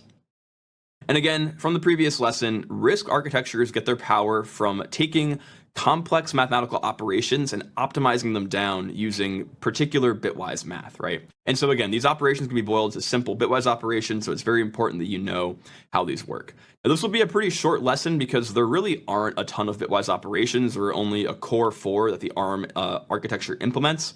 And so when we're doing these, we're going to use these 2 example registers, and we'll use the result of an operation between the 2 of them to talk about the bitwise operations, right? So we have R0 is this value in binary, and this value in R1 is also in binary. And so the first operation, very simple, is an AND operation, right? So what we can say here is after we do R0 and R1, that value is put into R2. So R2 can be said to equal R0 and R1. And the AND operation is very simple, right? The AND operation only produces a true or a positive value, a 1 value, if both of the other bits are set, right? So 1 and 0 is 0, 0 and 1 is 0, and all of these follow true, except for the case where 1 and 1, right? Because they're both set to be 1, AND is true, and so a 1 falls out into R2. And that's basically all we're doing here. We're saying AND for every bit, and those bits fall into the destination register. So we could say that the AND of these two values is this value here. Pretty simple stuff. Another operation is called OR, right? So an AND is if they are both true, then this is true. But an OR says if any of them are true. So if any one of these is set to 1, we will emit a true value or a 1 value in the destination register, right? So because there is a 1 in either of these for both of them, this will be all 1. So 1 or 0 is 1, 0 or 1 is 1, and so on. Now another one, an EOR, or an exclusive OR. So literally everywhere else you read code, you will see this operation as XOR for exclusive OR. I don't know why ARM assembly uses EOR, and I always think of the donkey from Winnie the Pooh when I read code like this. But this is the XOR operation in ARM assembly, and what exclusive OR does is it says is one high or the other, but not both. If both are high, it is not exclusive, so therefore we set it to 0. So you could say 1 XOR 0 is 1. 0 XOR 1 is 1, because in both cases they are both exclusively OR. Now you'll see here, because these are both high, they are both true, this is not an exclusive OR, so this 0 falls out. This one's a little weird, kind of a more unique instruction to the ARM architecture, and this is actually going to be very useful if you are doing any embedded architecture stuff. But this says effectively bit clear, or BIC, and it says take R2 and set it to R1 with the bits cleared that are in R2. So let me kind of walk through what's happening here. So we have this value R0, right? And it says any values that are positive in R1 and R0, clear them. Because the 1 and the 1 are hot in the this 4th bit position here, this will be 0, but the rest will fall through. So effectively, it's giving you a mask to clear in the destination register. So we'll take these operations here, and I want to show you a cool way actually you can use the XOR operation to do a quick swap in ARM assembly. Again, there's no real direct application of these. It's just important to know that when you're reading and writing assembly, you want to know what these truth tables end up doing so you can use them in future operations and calculations. So let's go do a quick little value swap using the XOR operation, and then we'll go on to the next lesson where we talk about the math operations. We'll see you there. Hey, and yeah, so here we're going to do some basic math operations. The cool thing about the XOR operation in particular is that it can actually be used as kind of like a temporary memory register based on the way that the math operation works. Here what we're actually going to do is store the hex value 1, 2 in R1 and the hex value 3, 4 in R0. Flip that. We're going to store 1, 2 in R0, 3, 4 in R1, and we're going to do a quick swap operation where we put the values in the opposite register just using the XOR operation, and we'll go through and we'll kind of walk through it in GDB. So literally all we have to do is do R0 equals the XOR operation, R1 equals the XOR operation, and then R0 equals the XOR operation again, and that operation on its own will do a quick and very math efficient swap of two values without any additional memory complexity. You don't have to add any space to your program. Kind of cool. So again, we'll take this code, we'll put it in the description for the lesson below, and then from there we'll take this.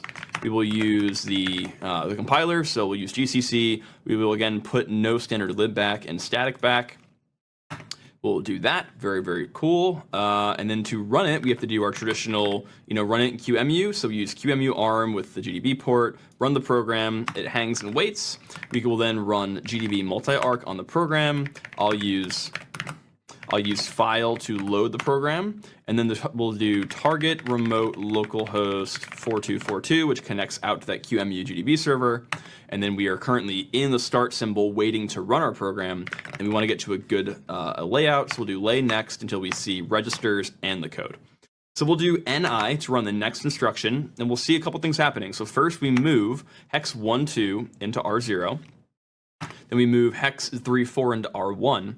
Now we do our quick little swap, 1, 2, 3, and then it's now reversed. We have hex 3, 4 in R1 and hex 1, 2 in R1. So cool little math trick. Again, the individual bitwise operations have specific implementations or specific use cases for various realms of assembly programming. So if you're doing like flag checking in embedded programming, or if you're doing like quick optimized math and other kinds of programming, it's just good to know what these things do.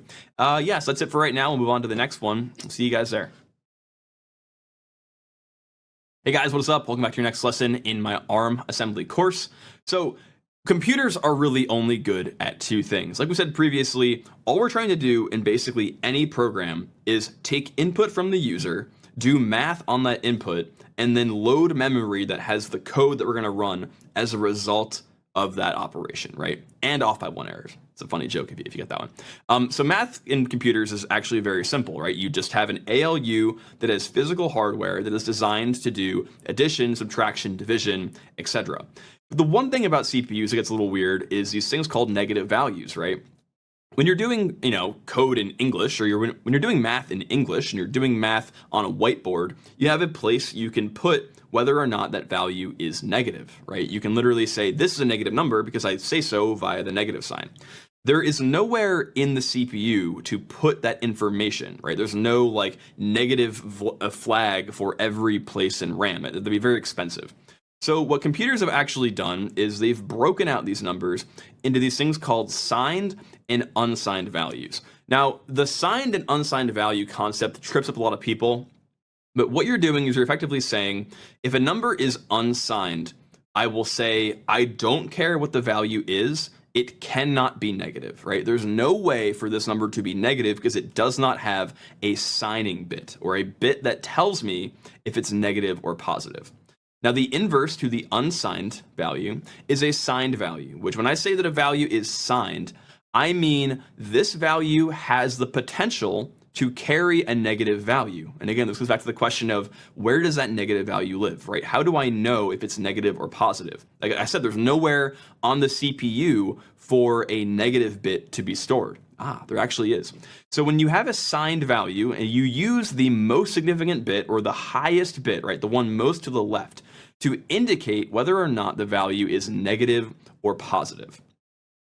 And so let's go through some numbers and kind of talk about whether or not they are negative or positive based on their value and if they're unsigned. So the first one, this is an unsigned 8-bit integer. So is it negative or positive? Well, it's unsigned. It literally cannot be negative. So we will treat this as basic math, right? All of the numbers are 1. We do the basic 2 to the power of 0 to the 1 to the 2, add them all up, and we see this value is 255. Very simple.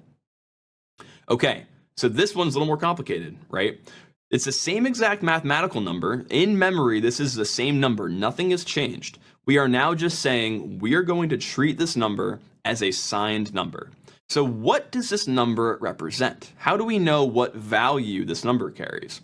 Well, the first thing we do is we check, is the most significant bit high? If it is, we now know that it is a negative number. So it is negative something. To extract the value that it is representing, we do this thing called the 2's complement operation. What we do in 2's complement is we flip all the bits and we add 1. Just trust me, we flip all the bits and we add 1. So by flipping all the bits, we get all zeros, and then we add 1, and we get 1. And again, it is a negative value, so this value here represents negative 1. It is the signed representation of negative 1. That's it. That is all signed versus signed operations. And the reason I'm putting so much emphasis on this is because when you get into assembly programming and you want to do math, it becomes very important that you choose the right kind of operation based on the kind of math that you're doing. If you're doing math with signed versus unsigned values. And you'll see in the ARM instruction set reference, for example, it'll break out specific not only instructions for math, but for branching, for checking condition statements, all around if your math is signed or unsigned. And again, all that means is, can this operation yield a negative value or not? Like, for example, in programming, a good thought experiment is, can the length of an array be negative? If the answer is no, you should never have a signed value used as an index into that array, right? Because you can't have a -4 length array, right? Unless you're doing some weird ring buffer stuff, but that's a different conversation. Okay, so anyway, we're going to talk about math operations here. Again, this is just basic stuff, and at this point in the course, you should know how to read a ARM instruction. So I'm just going to put these all out here for you and kind of walk through what they do, and just kind of like as the operation says, it's an add, a subtract, and a multiply.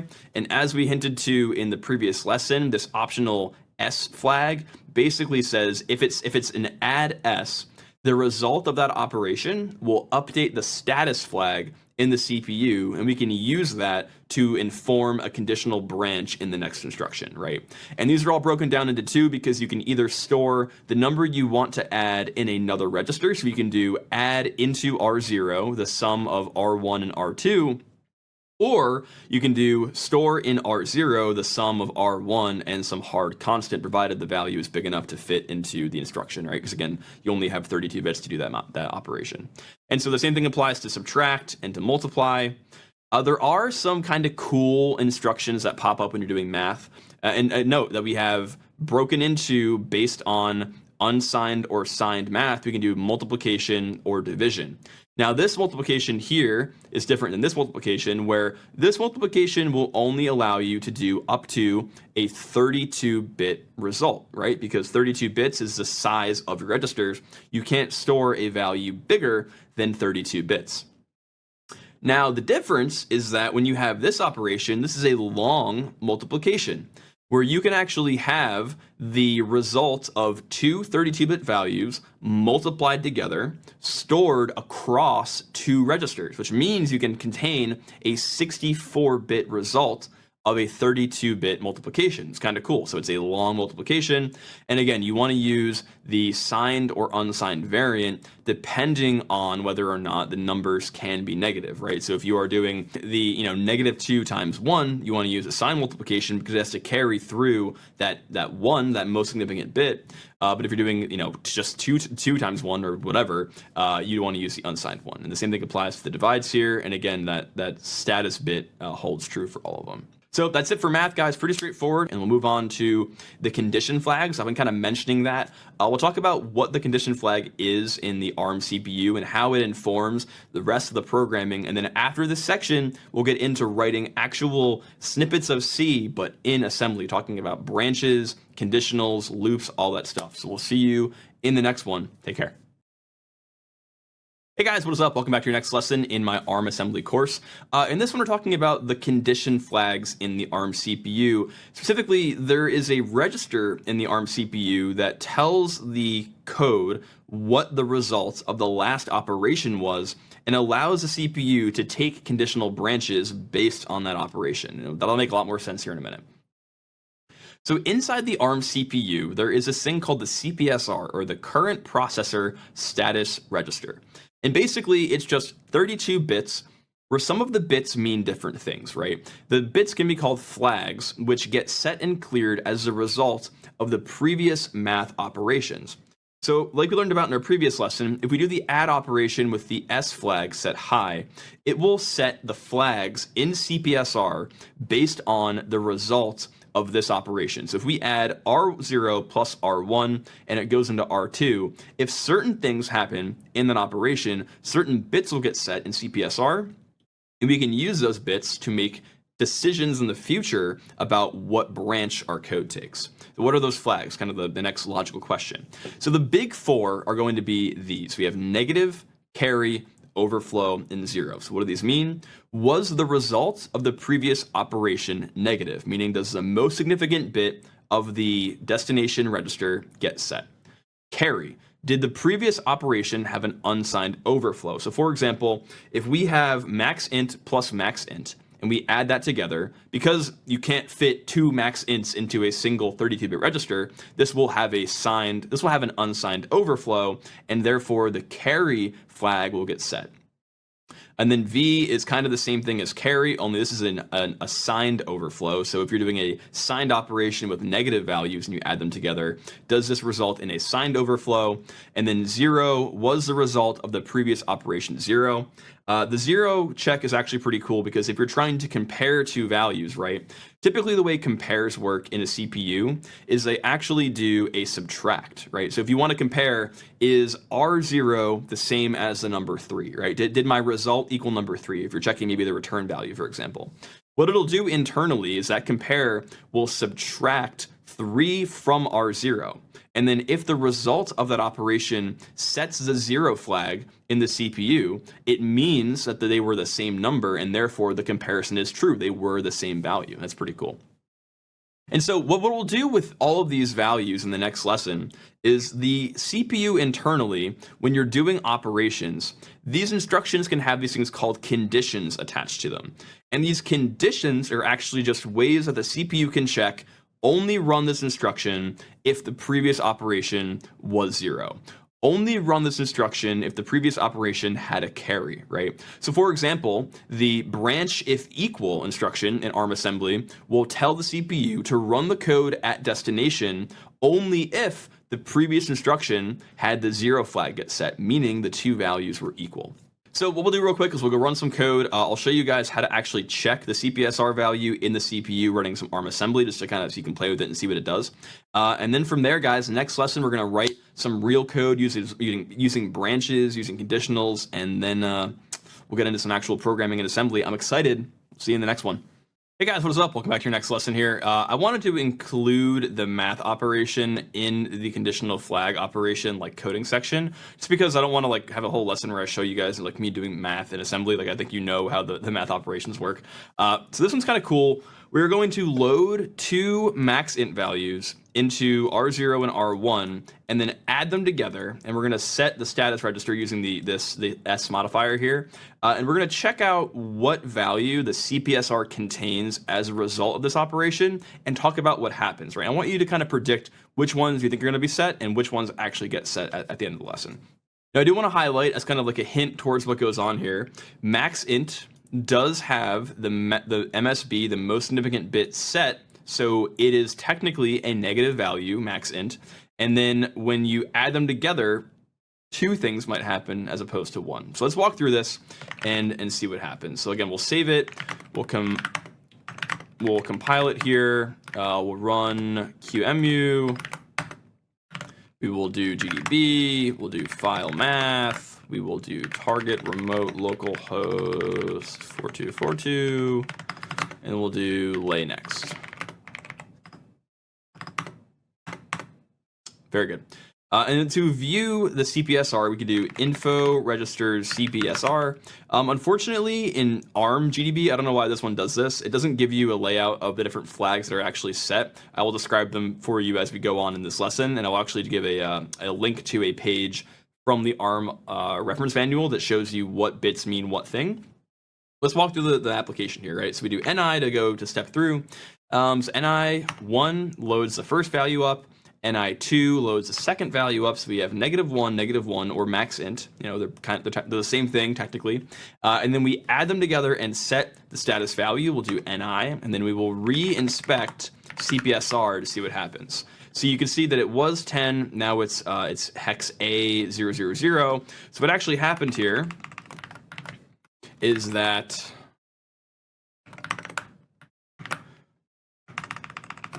if we look at the hex value or the binary, if you look at the binary value of hex A, we got the 1010 got set. And so 1010 is the 31st and 29th bit being set, meaning that the negative flag is set and the carry flag was set. Now let's talk about why those two got set. So first of all, in the ARM reference manual, the negative flag is always set if the result of the operation has the most significant bit set. So basically, if the number on the other end comes out and it is negative, the negative flag will be set. So you can see here, because the value that came out is -2, the negative flag got set in CPSR. And then also because there was an overflow, right? There was a carry, there was an assigned overflow in the operation, the C flag got set as well. So I'm curious if you predicted that. If you do me a favor, hit me up in the Discord, let me know. I'm very curious. And yeah, that's it for now, guys. I appreciate you guys watching and learning with me. In the next lesson, we'll do some conditional branches using the results of these math operations. Very exciting. We'll see you there. Hey guys, what is up? Welcome back to my next lesson in my ARM assembly course. Today we're talking about branching and conditional execution. We'll talk about what all that means and then write some branching code at the end of this lesson. So let's dive right in. So in all the lessons previously, all we've done is write what is called linear code, or effectively what is known as a single code block.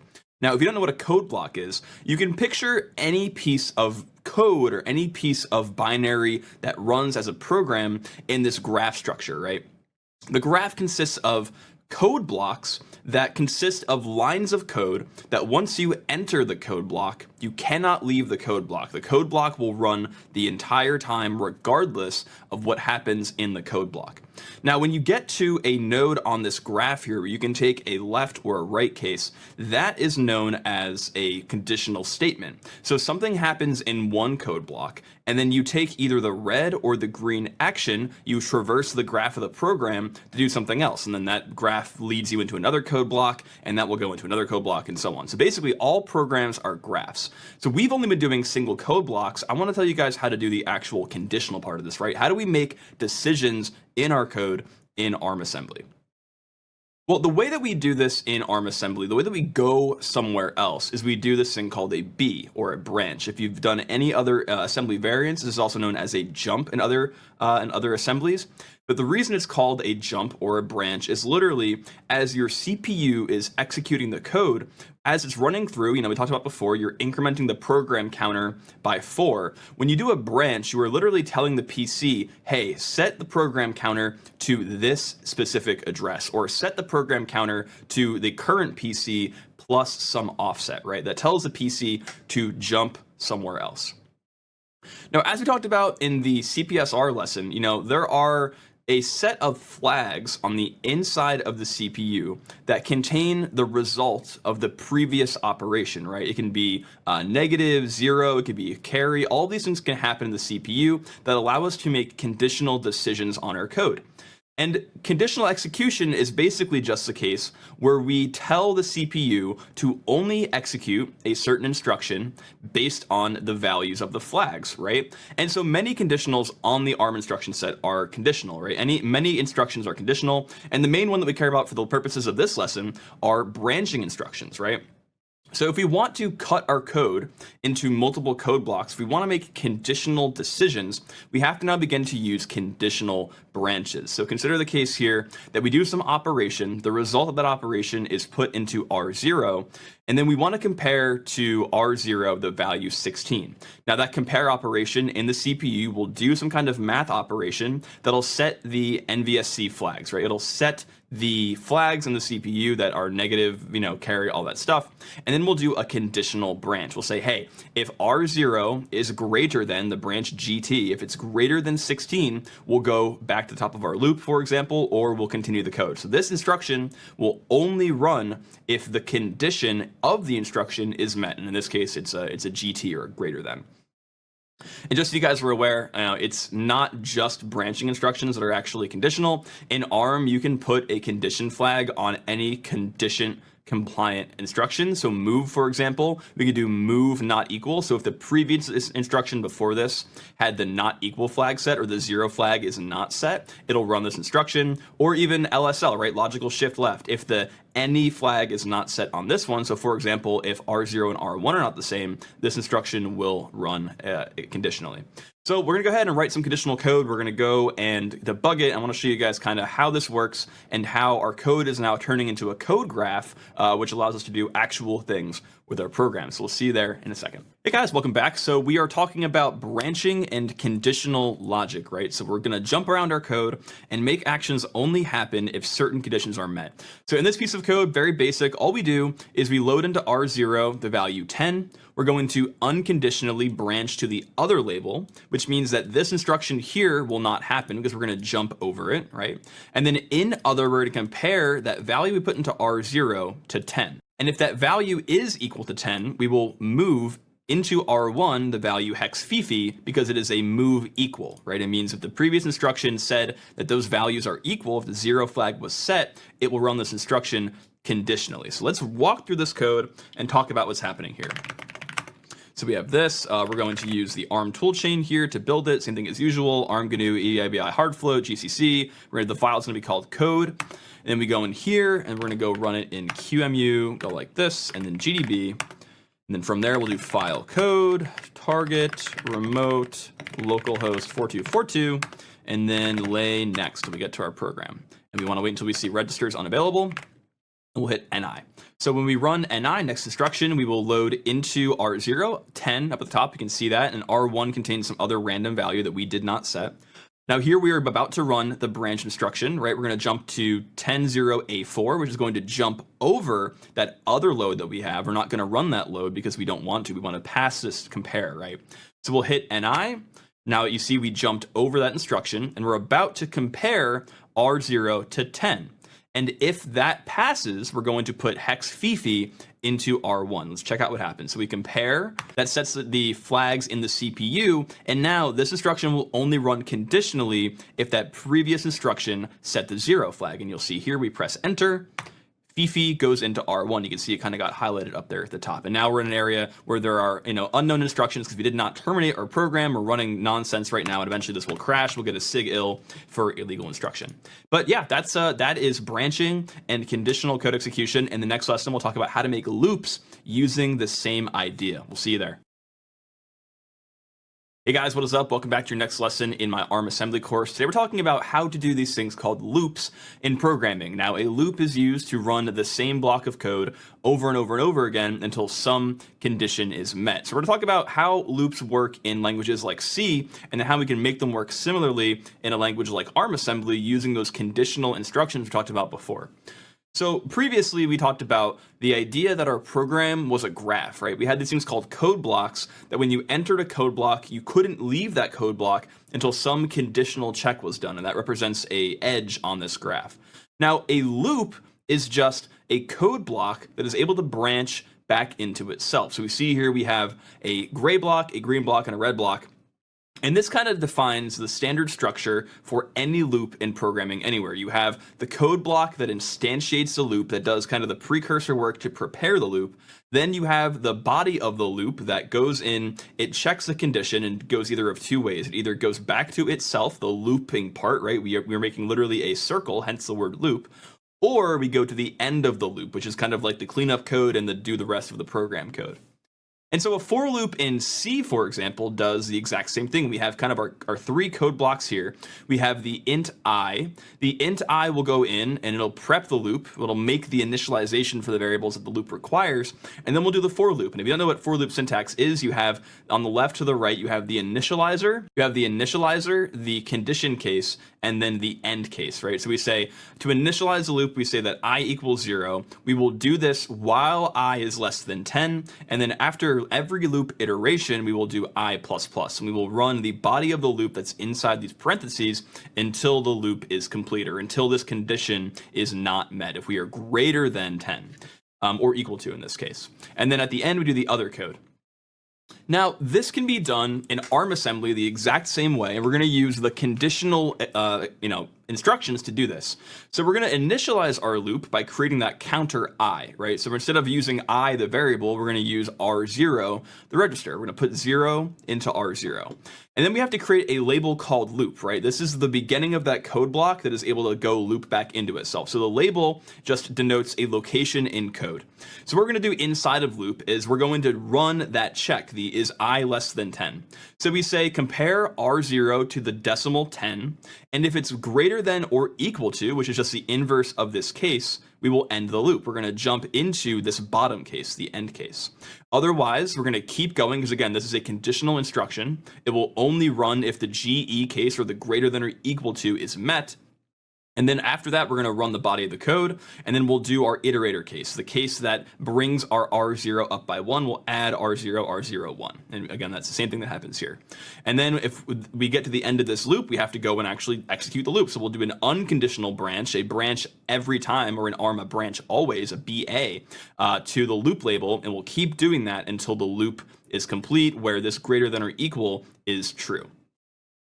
And a while loop in C looks a lot different. You have the base initializer where you have int I. You have your condition check if it's less than or equal to 10. This should actually say I equals 0. I'll change that here in a second. While I is less than 10, we do something, and then we have to explicitly say I++, right? The difference between a while loop and a for loop is if the iterator case is a little different. But we go through, we iterate, we do this until I is greater than or equal to 10, then we run the other code. Now you actually see in assembly that the assembly output of this is exactly the same, right? We literally set up our case, create a loop, compare that number to our end case. If it's not true, go to the end, otherwise we keep going, right? That's literally how all loops work under the hood in assembly. So let's go into the VM right now. We'll write this code in assembly, and I'll kind of watch, we'll iterate through it and show it working in action. So we'll see you there. And we're back. So here we're going to write a basic loop in ARM assembly. And you'll see we have kind of the three primary blocks we talked about in that lesson, right? So we have the opening block, or the initializer block, that sets R0 or our I value to some base value, so 0 here. And then the loop is where we're going to run that check, right? We're going to compare R0 to 10 in decimal. If we're greater than that value, that is the end of the loop. This is basically a for loop up to I. We're going to jump to end, and then otherwise we're going to run the body of our function, which right now does nothing, but we're going to add to R0, 1, and then loop again. So this will loop over and over again until R0 is greater than or equal to 10, right? Which is going to be the end case of that check, and we'll jump to end. And then here actually end jumps to start, which does it all over again. So we actually kind of have like a loop within a loop here. But yes, let's walk through this. I have it up and running right now. I want to show you guys a quick trick. So what we could do is we could do NI, we could walk through this loop, right? So right now, R0 is set to 0. We're comparing R0 to 10. If it's greater than or equal, we jump to the end. That is not the case, so we keep going. We add 1 to R0, and then from R0, we then go to the loop, and we do this all over again. Now, I don't want to walk through this every time, so we can actually do this thing called a breakpoint. We set a breakpoint, which tells the CPU, you can go forward and keep executing, but every time we hit this instruction, you have to stop. So you do that by typing B and putting the address of the breakpoint. So we'll say hex 1009C, which is the address of the start of loop right here. We actually can probably just type break loop. So we have a breakpoint at that address, and instead of typing NI to go to the next instruction, we'll just type C to continue. And you'll see every time we type continue, the CPU runs through one cycle of that loop, and R0 gets incremented. So let's go until R0 equals 10. Okay, so now the conditional branch is going to take a different loop, right? So let's do NI, branch greater than or equal to, that should jump to end here. It does jump to end, and then end will jump unconditionally to start, and the whole thing starts over again. And we can do C, we can watch that keep happening. It just keeps looping over and over and over. So that's pretty cool, right? So those are loops in assembly. Very simple, very straightforward. Please go write this loop yourself. Go try it out. Feel the CPU kind of working with you, and we'll see you in the next one. Take care. Hey guys, what is up? Welcome back to my next lesson in the ARM assembly course. Today we're talking about how to write functions in ARM. Now previously we were able to write loops, but eventually once we kind of get our code structured where we have the major functionality working, we want to break the code into these things called functions. And if you took the C course, you'll know that a function is just a piece of code that does one particular action with a set of parameters and return values. So how do we make those work in assembly? Now again, a function is just another code block or a set of code blocks. But the reason that I made them different colors here is that, let's say for example, we have this function called main, which is in the gray blocks, and we want to call the other code block that's green, we'll call it foo, right? There is an agreement between function calls that says what things can and can't happen across a function call boundary, right? So when main calls foo, for example, when we return out of foo, when we give control back to main, there is an expectation that three things have happened. The arguments have come into foo, Foo has taken an action and returned the value through some return value. And 3, the state of main, the program state of the caller function, the function that made the call, is not disturbed, right? You need to put the program into the exact same state. And you'll see under the hood when we do some coding in the future, all of this happens in assembly. Now again, you'll see this in C, right? The exact same idea happens here. If I'm in the function main and I make int I equals 0, as we've seen in previous lessons, int I equals 0, all it does is takes a number 0 and puts it onto the stack in some location. When we call foo, we're expected to put parameters into foo, we give code control to the function foo, and then foo will return. And eventually we need to do code further in main, and the expectation is that I is in the same spot that it was. I and the rest of the variables in our stack are not disturbed. So again, functions require a set of things to happen to be considered a sane function, a function that conforms to what is called a calling convention. And we'll go into what a calling convention is here in a second. But again, a function call must set up the arguments. So if I have a foo function that takes 3 arguments, I have to set those up in assembly. Now what we'll do is a call versus a jump. In the previous lesson where we did our loop, we're using that branch instruction to jump to other parts of the code. When we jump to a function in another piece of code, that is called a function call that preserves the PC value or the program counter value of where we're currently at and allows us to go back to it so that we can return to that call or function, right? We can go back to main. So we're going to do a call instead of a jump.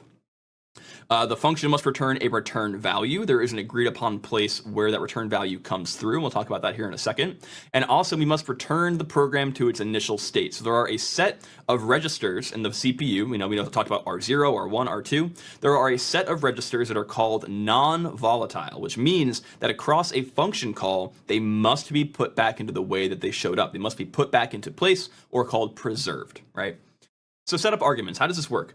The calling convention for ARM, which is just an agreement that all programmers have made about coding for the ARM ABI, or Application Binary Interface, is that arguments to a function call will go into registers 0, 1, 2, and 3, and if there are more than 4 arguments that go onto the stack after that. But so for example, if I'm setting up a function call in C to the function call foo, I will put 1 into R0, I'll put 2 into R1, and I'll put 3 into R2. So that when the function foo is called, it knows to expect its parameters in those locations. That is the calling convention of the ARM 32-bit ABI. Now, when we want to actually call foo, once we've gone through, we've put all the arguments into those registers, we're going to do what is called a branch and link. Now, as you've seen in the previous lesson, if we're jumping around our program, we use a branch instruction. So what is a branch and a link? Well, in the CPU architecture of ARM, there is a special register called LR, or the link register. When you do a branch and link, that is used to call another function. And the program counter that was supposed to be called next, like for example, if main calls foo, the next instruction after that function call is preserved in the link register. And we're going to use that link register to link back to main when foo, the function, terminates. And we'll show that here in the example at the end. Now, when we're inside of foo, we want to return some value, right? The whole point of a function is to give a return value back to the program or the function that called us. And the calling convention says that the return value in ARM will come through in the R0 register. So R0 not only gets the first parameter for the function, it also gets the return value. And then to return from the function pointer, to return from the function, all we have to do is move LR, that value that contains the previous function pointer or the previous program counter, into PC. And you'll see, yes, we are in an architecture where we can directly modify PC, which is interesting. There's actually a different way that this works when you have a stack frame established, but that's for the next lesson. And the last thing here is we have to return the program to the initial state. We'll talk about this in the stack lesson, but effectively what we do is we have to push and pop a set of registers that are called non-volatile onto the stack. But we're going to use these first 3, the setup, the call, and the return, to build our own basic function, and we'll call that function from another function in the example here next. We'll see you there in a second. And welcome back. So in this little lesson here, we're going to build a function called foo, and all foo is going to do is add 2 numbers together and then return. But I want to show you guys that this is the basic way that all functions under the hood in any language work, right? They all have to adhere to this calling convention that say that certain values go in certain registers, and then we do them and then return control flow back to the called function. So we have start here. Start is going to put into R0, the first argument, 1, and the second argument, R2, the value 2. We're going to branch and link to foo, which again is our function call instruction. And then what foo is going to do is it's going to add those two numbers together. It's going to say R0 plus R1 put into R0, which again is also the return value for our function. We have to put all the returns into R0. And then we're going to put that magical link register into PC, which will give control back here to line 8. So what we can do is we'll iterate through this and then we'll branch over. We'll put a breakpoint here and watch the instruction come back. We'll skip the function call. Okay, so we have the code here for that piece of code. We have the program running here in our QEMU setup as before. We're going to set a breakpoint after this function call, right? The whole point of a function is we give it some stuff and we get some stuff back. I don't necessarily want to go into that function and watch it happen. I want to just trust that the return value comes back as instructed. So what we'll do is we'll set a breakpoint to the address 100A4, which is going to break after that function call comes back. So we can set it right here, and you can see GDB actually has a little marker with a B that says that there's a breakpoint set there. And if we hit C, we will run until that instruction runs, right? So what we did is we moved R0 into R1, R1 into R2, we put 1 into R0, 2 into R1, and then we branch and linked to foo. Foo went around, and it added those two together, put it into R0, and now R0 has the value 3. So we ran a very basic function. But what's cool is that this function could have done a bunch of stuff, and as long as we adhered to this control flow, this calling convention, we can do whatever we want. So in the next lesson, we will make an actual function. These are what are known as naked functions. We don't do anything with the stack here. To make a real function in assembly, this is what all C code boils down to. We have to add a stack frame to our code. We'll talk about what that means and how to do it in the next lesson. We'll see you there. Hey guys, what is up? Welcome back to my next lesson in my ARM assembly course. They're talking about how to create stacks in ARM assembly. Now, what is a stack? How does this matter for the rest of the functions that we write? We'll talk about that here right now. So again, in our previous lesson, we talked about how to create a function. And again, a function was just a piece of code that we call to do a particular function, a particular action, and it returns a return value. And the function call that called it is expected to be put back into a sane, preserved state. Now, again, for example, if we want to call the function foo, we expect that I is able to be preserved across that function call. The stack is not corrupted. And there's also one more thing we didn't talk about. The calling convention for ARM says that R4 through R11 are preserved across function calls, meaning that if we go into foo and we have to do some operation, if we want to put a value into R4 through R11, we have to save the previous value that used to be in those registers and put it back before we give the control back to main. Now, the place that we do this is what is called a stack frame, or on the stack. Now, a stack in CPU is just a region of memory that contains our local variables, right? It is a place in RAM that a function will put all of its data. And we've said previously that R13 is the stack pointer that points to the topmost part of the stack. So in this lesson, we're going to use the stack pointer to preserve the non-volatile registers, R4 through R11, and also to create room for our local variables. So let's walk through how that works. When we create a function, the way that every function will look in assembly, and in particular in ARM assembly, is we are going to push the set of non-volatile registers, so R4 through R11, and also we're going to push LR, because LR contains the address of the pointer that we need to go back to when function foo returns, and we go back to main. So this is us preserving all the data that main expects to be back in place when we go back to main. Then we're going to subtract from SP some value. And I'll show you why we're subtracting and not adding here in a second. But what this instruction does is it creates more room on the stack. And we can put data on the stack now after this instruction to store local variables like the variable I. I, in this case, is going to be a variable that lives on the stack. We need to make room for it to set it up there. So we need to make room by subtracting from SP. Now in this triple dot here, the ellipses, we're going to be running the function body will perform the action of that function. And as previously stated in the last lesson, we'll put the return value from this function in what the calling convention defines as the return value register, which is R0, right? R0 will contain the return value, and then we need to clean up the stack and go back to where main called us. And the way this works is first we have to collapse our stack frame. We add the size of the stack frame back to SP, and then we pop off from the stack R4 through R11 and then PC. We pop LR into PC, giving the control of the function back to main. So let's go through and try this out real quick. But first, I want to show you kind of a visual here of what's happening. So main stack frame, the pointer will be right here, right? And when we call foo, we're going to push all those values onto the top of the stack. That will decrement the SP because SP grows up negatively. And then when we subtract SP, we create that additional room for variables to live in foo. So while foo is running, the stack will look like this. We'll have SP that points to the top here. We'll run the action in foo. And then when we collapse the stack frame by adding and popping, we'll add down here. We'll pop off all those variables and then pop LR into PC. Main is back the way that it used to be, and control has gone back to who called us.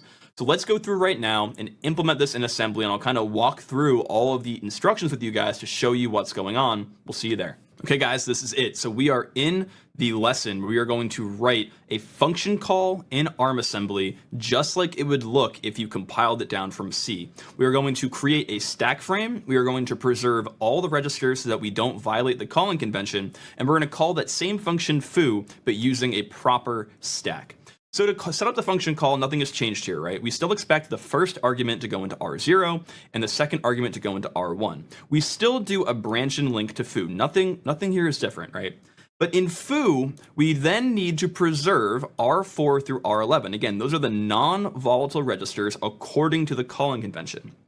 We also need to preserve LR because we want to use LR to go back to this line where we got called from. And this link register at the time that we get to this line will point to right here. So we push that onto the stack for later because for example, if we wanted to call another function in foo, we need to save LR so that we can go back with the same LR that we had before. And then also we're going to make room on the stack for variables like I or just other named variables, right? We don't use it in this function per se. We don't need this part of the code, but we now have room in our stack frame. And if we want to put code or memory on the stack, we can do that after line 12. Now, same as before, on line 14, we do the basic body of the function, which here is just one instruction. It's add. So we add argument 1 to argument 2 and put it into the return value.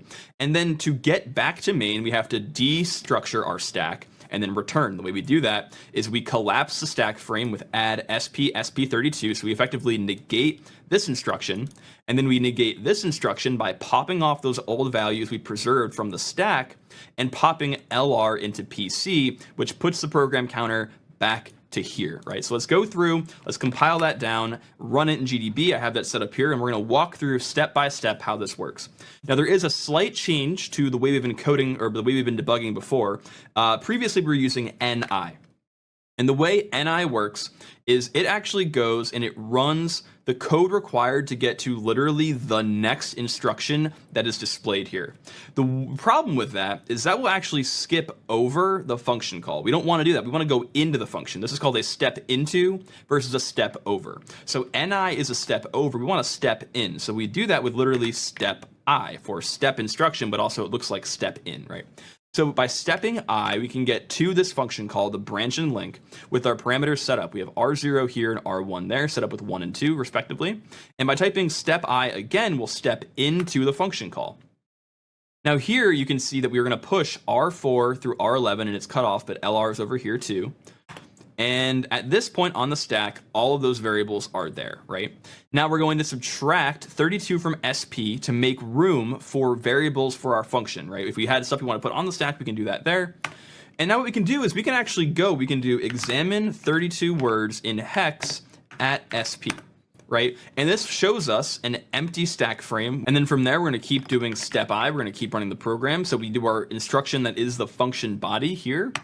That goes, it puts 3 in the return value. We'll add 32 to SP to collapse that stack frame and pop all those values back to where they should be and put LR back in its place, which brings instruction to that NOP, and we'll see that R0 is now 3. So guys, that's it. That is how you write ARM assembly that adheres to the calling convention. That is how you make function calls. So we can take all of this, these functions, and organize our code into individual units, and then use that to write a bigger program. We now know how to make code that has modules in assembly. How cool is that?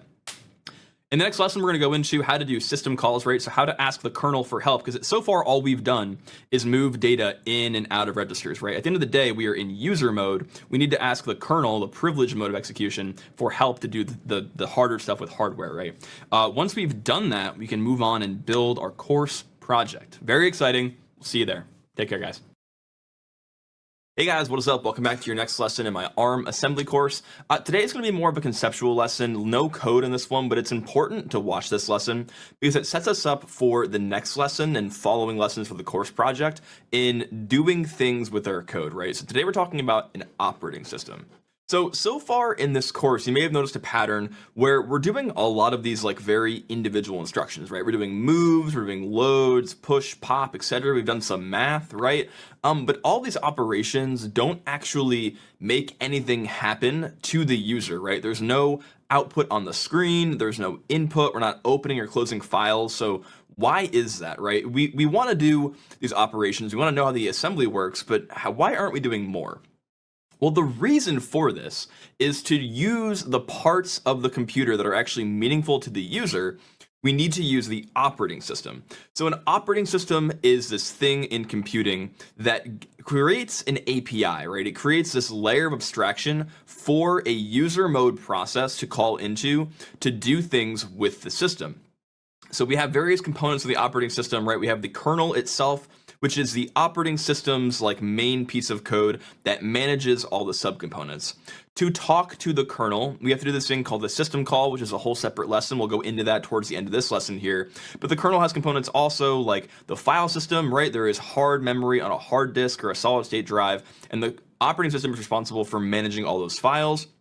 Very important to the follow-on course project, the operating system manages these things called processes, right? So as we've been running our ARM assembly, the assembly has been kind of put into a container or a box. Well, that box is called a process, and the kernel, when you run your process, is giving that piece of code a certain amount of memory, a certain amount of file descriptors that give you access to the screen of the program, and it gives the process this illusion that it owns all the memory. The way that it does this is through a thing called memory management, another function of the kernel. When you have a operating system, you have this thing called virtual memory, where the process thinks it owns all the way from 0 up to FFFF, or the max memory address of the operating system, even though it doesn't, right? Even though there are other processes that own that same address, it does this thing through page address translations. It's not really important right now, but yeah. And then also too, if I have a keyboard or a mouse plugged into the device, I need to be able to access it. I can't do that directly. I have to use this thing called the device driver. Now, I want to make an important distinction, right? The reason we're doing it this way is because we are loading our ARM application on top of the kernel, right? The kernel in this case being the Linux operating system, which abstracts away access to the CPU, the memory, and the devices directly. We have to do it through an interface. Now, if we're talking about embedded ARM assembly, which is going to be a different course for a different day, when you're running code on an embedded system, before it loads up, there is no operating system, right? You have direct access to all of the, it's called MMIO, memory mapped IO, where you can make things happen by just writing to a particular address. Now, because of the way we're doing this course, we are running our code in this thing called exception layer 0. So in the ARM architecture, there are 4 exception levels, and there's actually multiple worlds in ARM if you're familiar with the ARM trust zone architecture. Again, completely out of scope for this course. But for as far as it goes for programming, the user land portion, the portion that we are writing, is unprivileged code that runs at the lowest exception level 0. We need code to do things that are privileged inside of the kernel. This is running at exception level 1 in what we call kernel mode, right? It's happening at a more privileged level where the code has access to a wider memory map and more instructions that we have not learned in this course because they're privileged instructions on the CPU. Now, the way that we ask the kernel for help, the way that we get it to do things for us, is by doing this thing called a system call. Now, what you can think of a system call as is like an API, right? So if you've ever used, if you've done web programming, there's things called REST APIs where, let's say, for example, for Stripe, right? The way you paid for this course, you put in your stuff and you put in your credit card information and eventually it went out and did a payment, right? You don't really care behind the scenes how that worked. You just know, put in information, gave it a request, got a response. The system call interface for the Linux kernel is the same kind of thing. It's like an API to the kernel to ask it to do certain features, right? So if you want to allocate additional memory, if you want to open a file, close a file, if you want to manage your process by forking new processes, if you want to exit your process with a certain exit code, all of that stuff is done through the system call interface because, again, all of the features that are managed by the operating system, we as a process in exception level 0, we cannot do it ourselves. We have to ask the OS for help. And again, when you're writing code that is running in user mode, just picture this schema here, right? Picture this graph. You have applications, this is us at exception level 0, and then we ask for help in the kernel going to EL1 by running a syscall. So with that in mind, take that, kind of marinate over that for a little bit, and then in the next lesson, we're going to talk about how to actually execute a syscall and how to write code that does a syscall. We'll see you there. Hey guys, what is up? Welcome back to your next lesson on my ARM assembly course. In our previous lesson, we talked about this thing called an operating system, right? And this idea that our code lived in an unprivileged area of the CPU. It was running at this exception level that didn't give us access to a ton of stuff. So to get access to this stuff, we have to ask the kernel for help. And how do we do that? We have to do a syscall or a system call. So again, so far, all the operations in this course have been these unprivileged instructions that can do things with virtual memory, that can do things with math operations in the CPU itself, but we haven't been able to do I/O. We haven't been able to do input and output or make things happen on the CPU that matter for an application programmer. And the way that we do this, as I've previously explained, is by saying, hey, kernel, hey, operating system, I need help. I need you to do a function for me.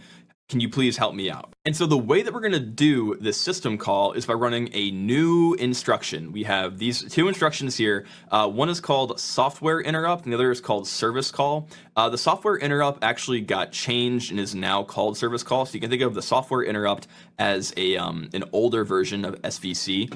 But what both these instructions do is they are what you can think of as like a gate, right? They are a doorway that you walk through and you turn the CPU into a higher privileged mode. What actually happens under the hood when you run these instructions is there is an interrupt handler. The CPU gets interrupted, it runs the syscall interrupt, which points into the kernel, and then the kernel has a function that dispatches your system call. So we run the system call instruction as basically a, hey, stop, I need help, I need to go do something else really quick, and the CPU goes and does that thing.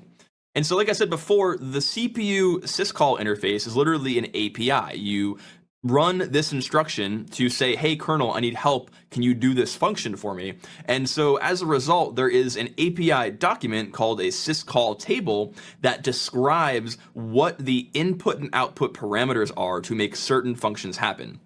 Now, obviously, this is the instruction in the ARM instruction set, right? This is an ARM instruction. The code that runs as a result of this instruction will be a function of the operating system that you're on, right? So for example, this whole course has been in Linux. So I am showing you here the Linux 4.14 syscall table as it applies to the ARM architecture. If you are running this on different OS or you're trying some embedded stuff, this will not apply. This is strictly ARM 32-bit architecture for Linux 4.14. So you'll see here we have this really cool table of some of the functions that the kernel is able to execute on our behalf. And the way we tell the kernel what function we want to call is in this R7 register, right? So basically the way this API works is R7 will be set by us to the function that we want to run. And then the rest of the registers, R0 through R5, are going to be the arguments. So like I just said, this is the syscall ABI, right? The application binary interface that says register 7 must contain the syscall number and the registers 0 through 5 must contain the arguments. Now, when we do this and we run the service instruction or the software interrupt instruction, the kernel will look at the registers that we've set and said, okay, cool, what does R7 say? R7 says 1. What does one mean? One means exit. Okay, the user wants me to run the exit function on their process. What is the error code they want me to return with? R0 will have the number 0. So this instruction set, this set of instructions equates to the exit system call with a 0 return value. So what we'll do now is I will type this code up, we will run it real quick, and I'll show you how you can check this. And then from here, guys, like go take the syscall table. I'll link it in the description below for the video. Go run some instructions. Go try to read a file. Go try to write a file. You know, do stuff like that, because we're going to use the syscall table and this ABI to run a custom shell in our course project. So that's pretty cool. Let's go write this up real quick, and then I'll see you in the next one. Okay, so this is going to be a really short code lesson here, but we're just going to kind of demonstrate that when we run code using the service instruction in ARM 32-bit, we are calling to the kernel to run a function for us that we can't do natively with our user code, right? And the way we do this is, again, we set up the system call number, which is the number of the function we want to call. So 1 here is going to tell the kernel we want to run the exit function. And again, that came from the syscall table that we showed before. And then the first argument to exit in R0 is going to be the exit number we want to have the process exit with. Exiting with 0 typically means that the process didn't have any issues. So if you see exit code 0, that means we're all good to go. And then we run this instruction here with the number 0 to ask the kernel for help. You can actually go and read the ARM documentation for this instruction. This number is actually ignored by the processor. It doesn't do anything in the CPU. The kernel can look at the number you called and maybe differentiate the function by the instruction itself. But in Linux, this number doesn't matter. This number could be like, I think 4242, right? And it doesn't actually change anything. So we have that. And what we should see here is we can compile it with our GCC, right? So we run this whole function again. We run it with no standard lib and static. And then we're going to actually do a new thing with QEMU, right? So what I like to do when I show people syscalls is I like to use this utility called strace, right? So system trace is a function that shows the user all the system calls a program has made, right? All of the things the kernel had to do for the program. So if you do system or strace on bin ls, this will show you every system call that got called to make ls happen, right? And you can see there's a read, there's a close, there's an access, all that stuff. The problem is if I do this on our code we just created, because I'm running Intel native with emulated ARM, it'll system trace the emulator and give us a lot more stuff than we actually care about. What's cool is that if you are on Intel native doing this in an ARM emulator like QEMU, you can use the tac strace flag, which will run the strace utility inside the emulator and only show you the emulated syscalls, not the syscalls of the emulator. So what you're going to do is run QEMU ARM tac strace /code. And you'll see that all our code did was invoke the exit system call, and our system call ran and closed the process. And you can check the return value by doing echo $?, which is the return value of the previous process. So that's it, guys. Go ahead, take this code, go try to run something new. Go try to open a file. Go try to fork your process. Do something cool like that, and we'll see you in the next one. Take care, guys. Hey guys, what is up? Welcome back to your course project in my ARM assembly course. Let's get into what we're building with the knowledge that we have about the ARM architecture. So when you use your computer, when you're on your command line, you have this really cool program called a shell. And the shell is one of those things that I think is like taken for granted that people tend to forget about. But it's a really interesting feature of the OS because it's a program that allows you to communicate with the OS via human readable commands. And all the shell really does is it takes your text, reads it, and then translates that into a series of syscalls that tells the kernel to do something. A common one that you may be using right now is bin bash. The shorter, smaller one is bin sh. There's also Z shell on Linux, one that's pretty common in the dev community.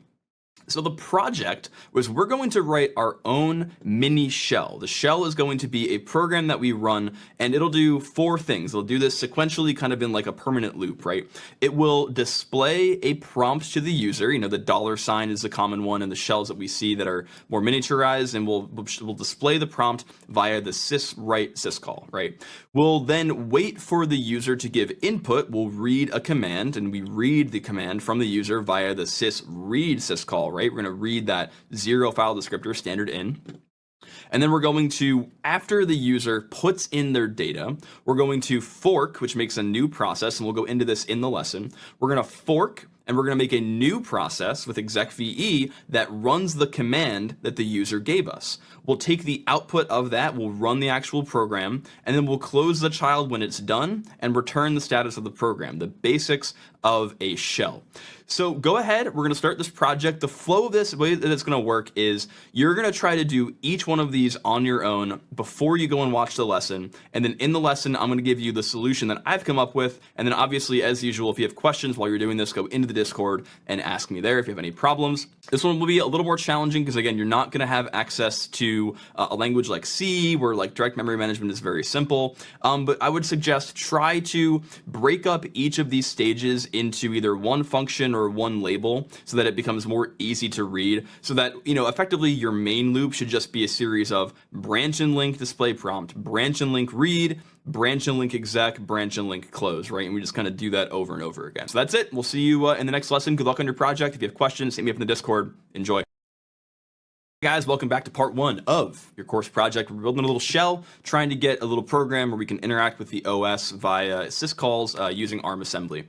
So at the end of this lesson, you should have basically just a program that writes out the prompt an infinite number of times. We're not at the place where we're reading user input in yet. So I'm going to walk through my solution to kind of talk about what's going on here and some design choices that I made to make the code easier to read in the future and make sure it works correctly. So the basic things, first we're going to create a section.data that's going to have non-writable strings like the ASCII0 buffer that'll have the prompt, right? So every time the user is prompted, I'm going to show them $space, right? And we create this label that has a buffer that is null terminated. That's what the Z does here. It's ASCII0. So there's a string that has a 0 at the end here that kind of shows the end of the string, right? And then back to the usual stuff, section text, global start. We have the start symbol that goes to our function main. You can tell it's a function because I use branch and link. You'll see here that in my code, when I write functions in ARM assembly, I like to leave the labels without the underscore, but if there's like a private internal label that's a part of a function, I like to leave an underscore in front of it. I do that so that as I'm reading through the code, I can more easily see what things are functions and what things are not functions. So we do a branch and link to display prompt, and again, by the end of this project, this main loop should have very easily just display prompt, read input, execute function, close and return, and then that'll just loop forever. So the display prompt function, again, it being a function, we need to preserve all the non-volatile registers that we're going to use in the function. For right now, because I'm only using R0, which is volatile, we can corrupt it, I'm only going to push LR to preserve it, and at the end of the function call, I'll pop PC, right? That's the same thing as a branch exchange LR. I'm just popping it instead of moving it. So here we are going to call another function that we wrote called print string. And again, using the ABI for ARM, we're going to load the address of that prompt string, which again is all up here, into R0. So you could think of this effectively as the C function call where I say print string and then in parentheses the prompt address, right? So within the print string function, we do the exact same thing, right? Because it's a function, we need to preserve those non-volatile registers. And again, I don't use anything other than R1, R0, R2, R3, R7, so I don't have to preserve anything else, right? So what we can do here is inside the push string, the way that it works is we move the index of the string, we move the string's address into R1, and we move this index into R2. What I'm doing is I am making sure that I count how long the print needs to be before we do the system call to do syswrite. Because as you probably already figured out, the syswrite system call takes the length of the string it needs to write and puts that into R2 before invoking the system call.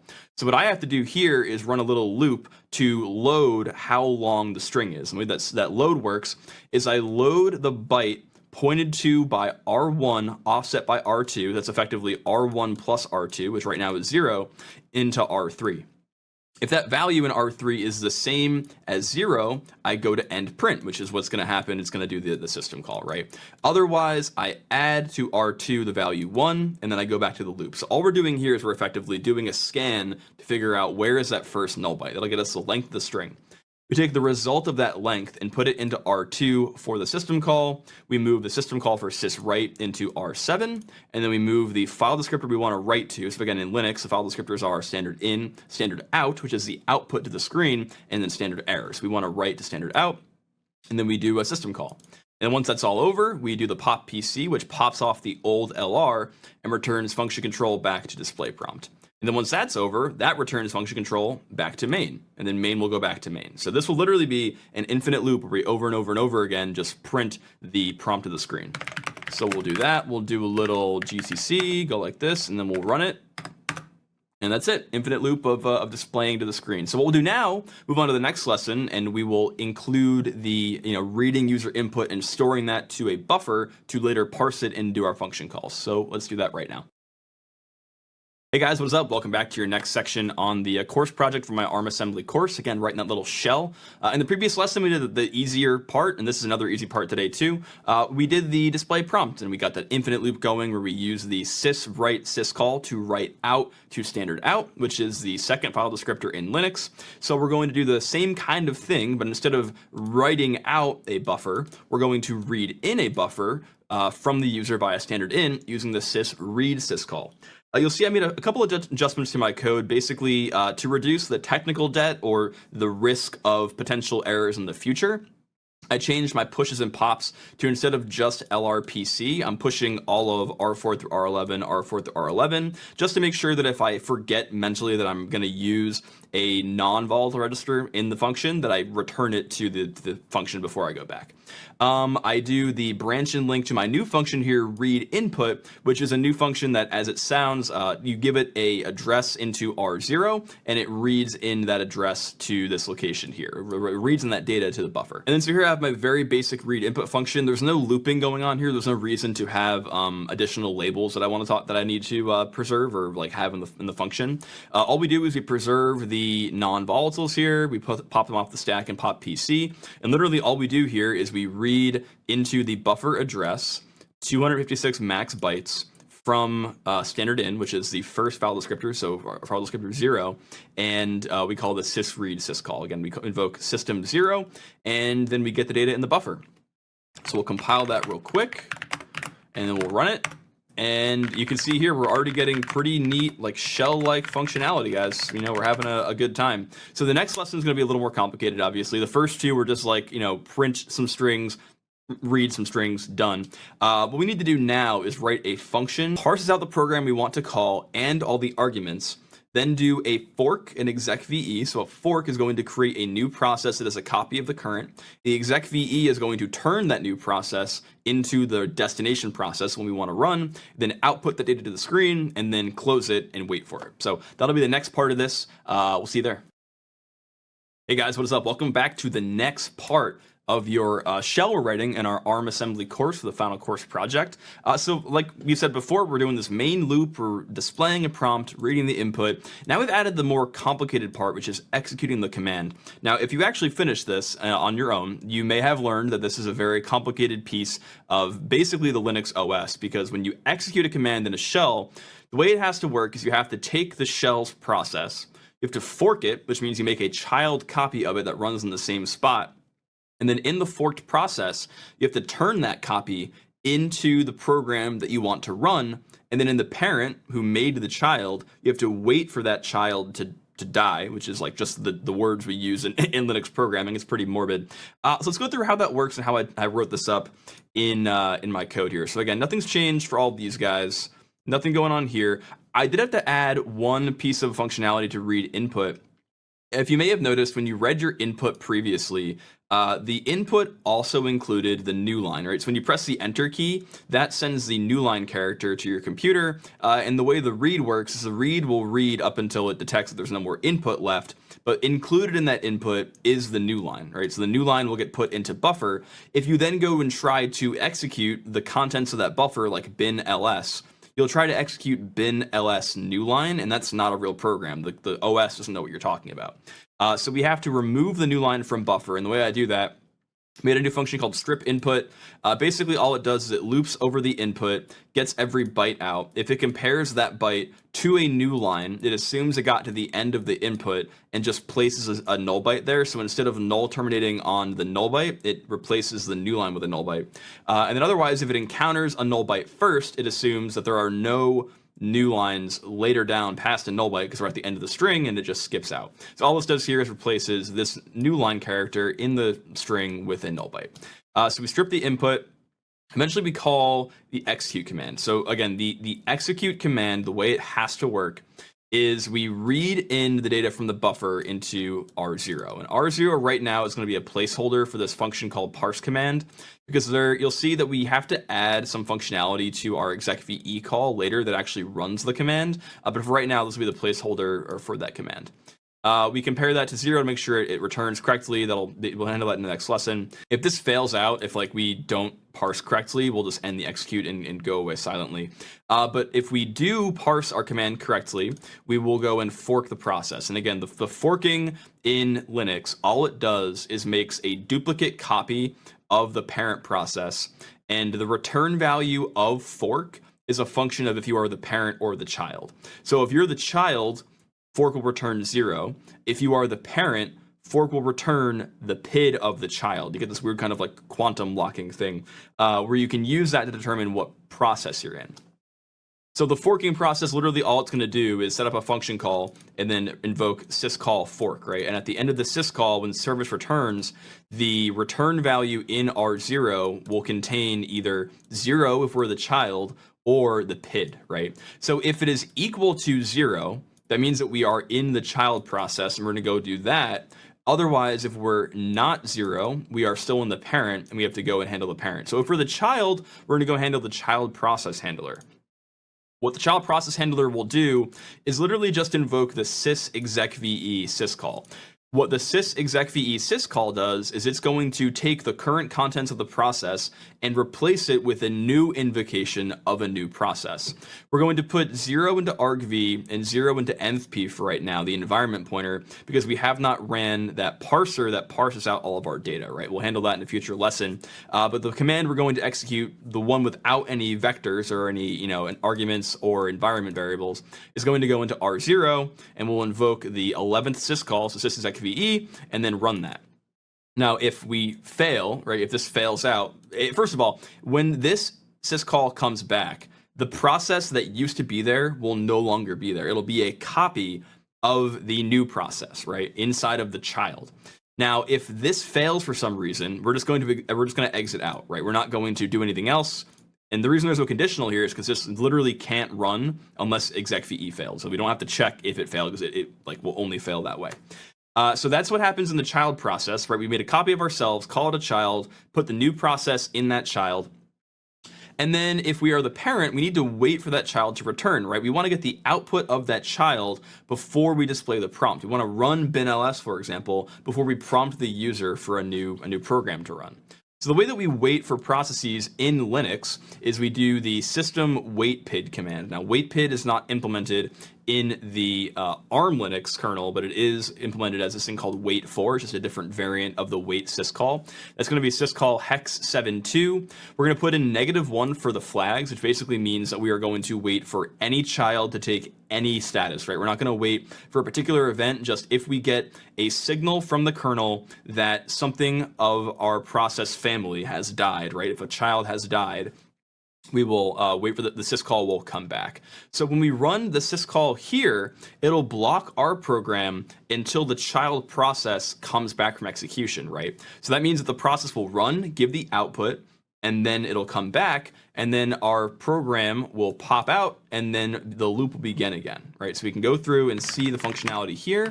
We'll run 3, which is the current variant of the project that I'm on, and I'll run ls. You'll see this will fail because I don't have environment variables set up. I don't have a path that tells the execve function call to look into bin, to look into user, to look into user sbin. So I have to right now explicitly call out every piece of the path, right? So I do bin ls, but when I do that, I see all the files in the current folder. I could do bin print working directory, and I get home Ubuntu ARM assembly for dummies project, right? So we already have a pretty neat little shell going on. In the next lesson, we have to actually go parse out all the command, because if I do like bin ls and I do like root, right? Nothing's gonna happen here because it thinks I'm trying to run this entire thing as a command, which isn't a valid command. I have to split these up by spaces and then put that into an argument vector and then call that.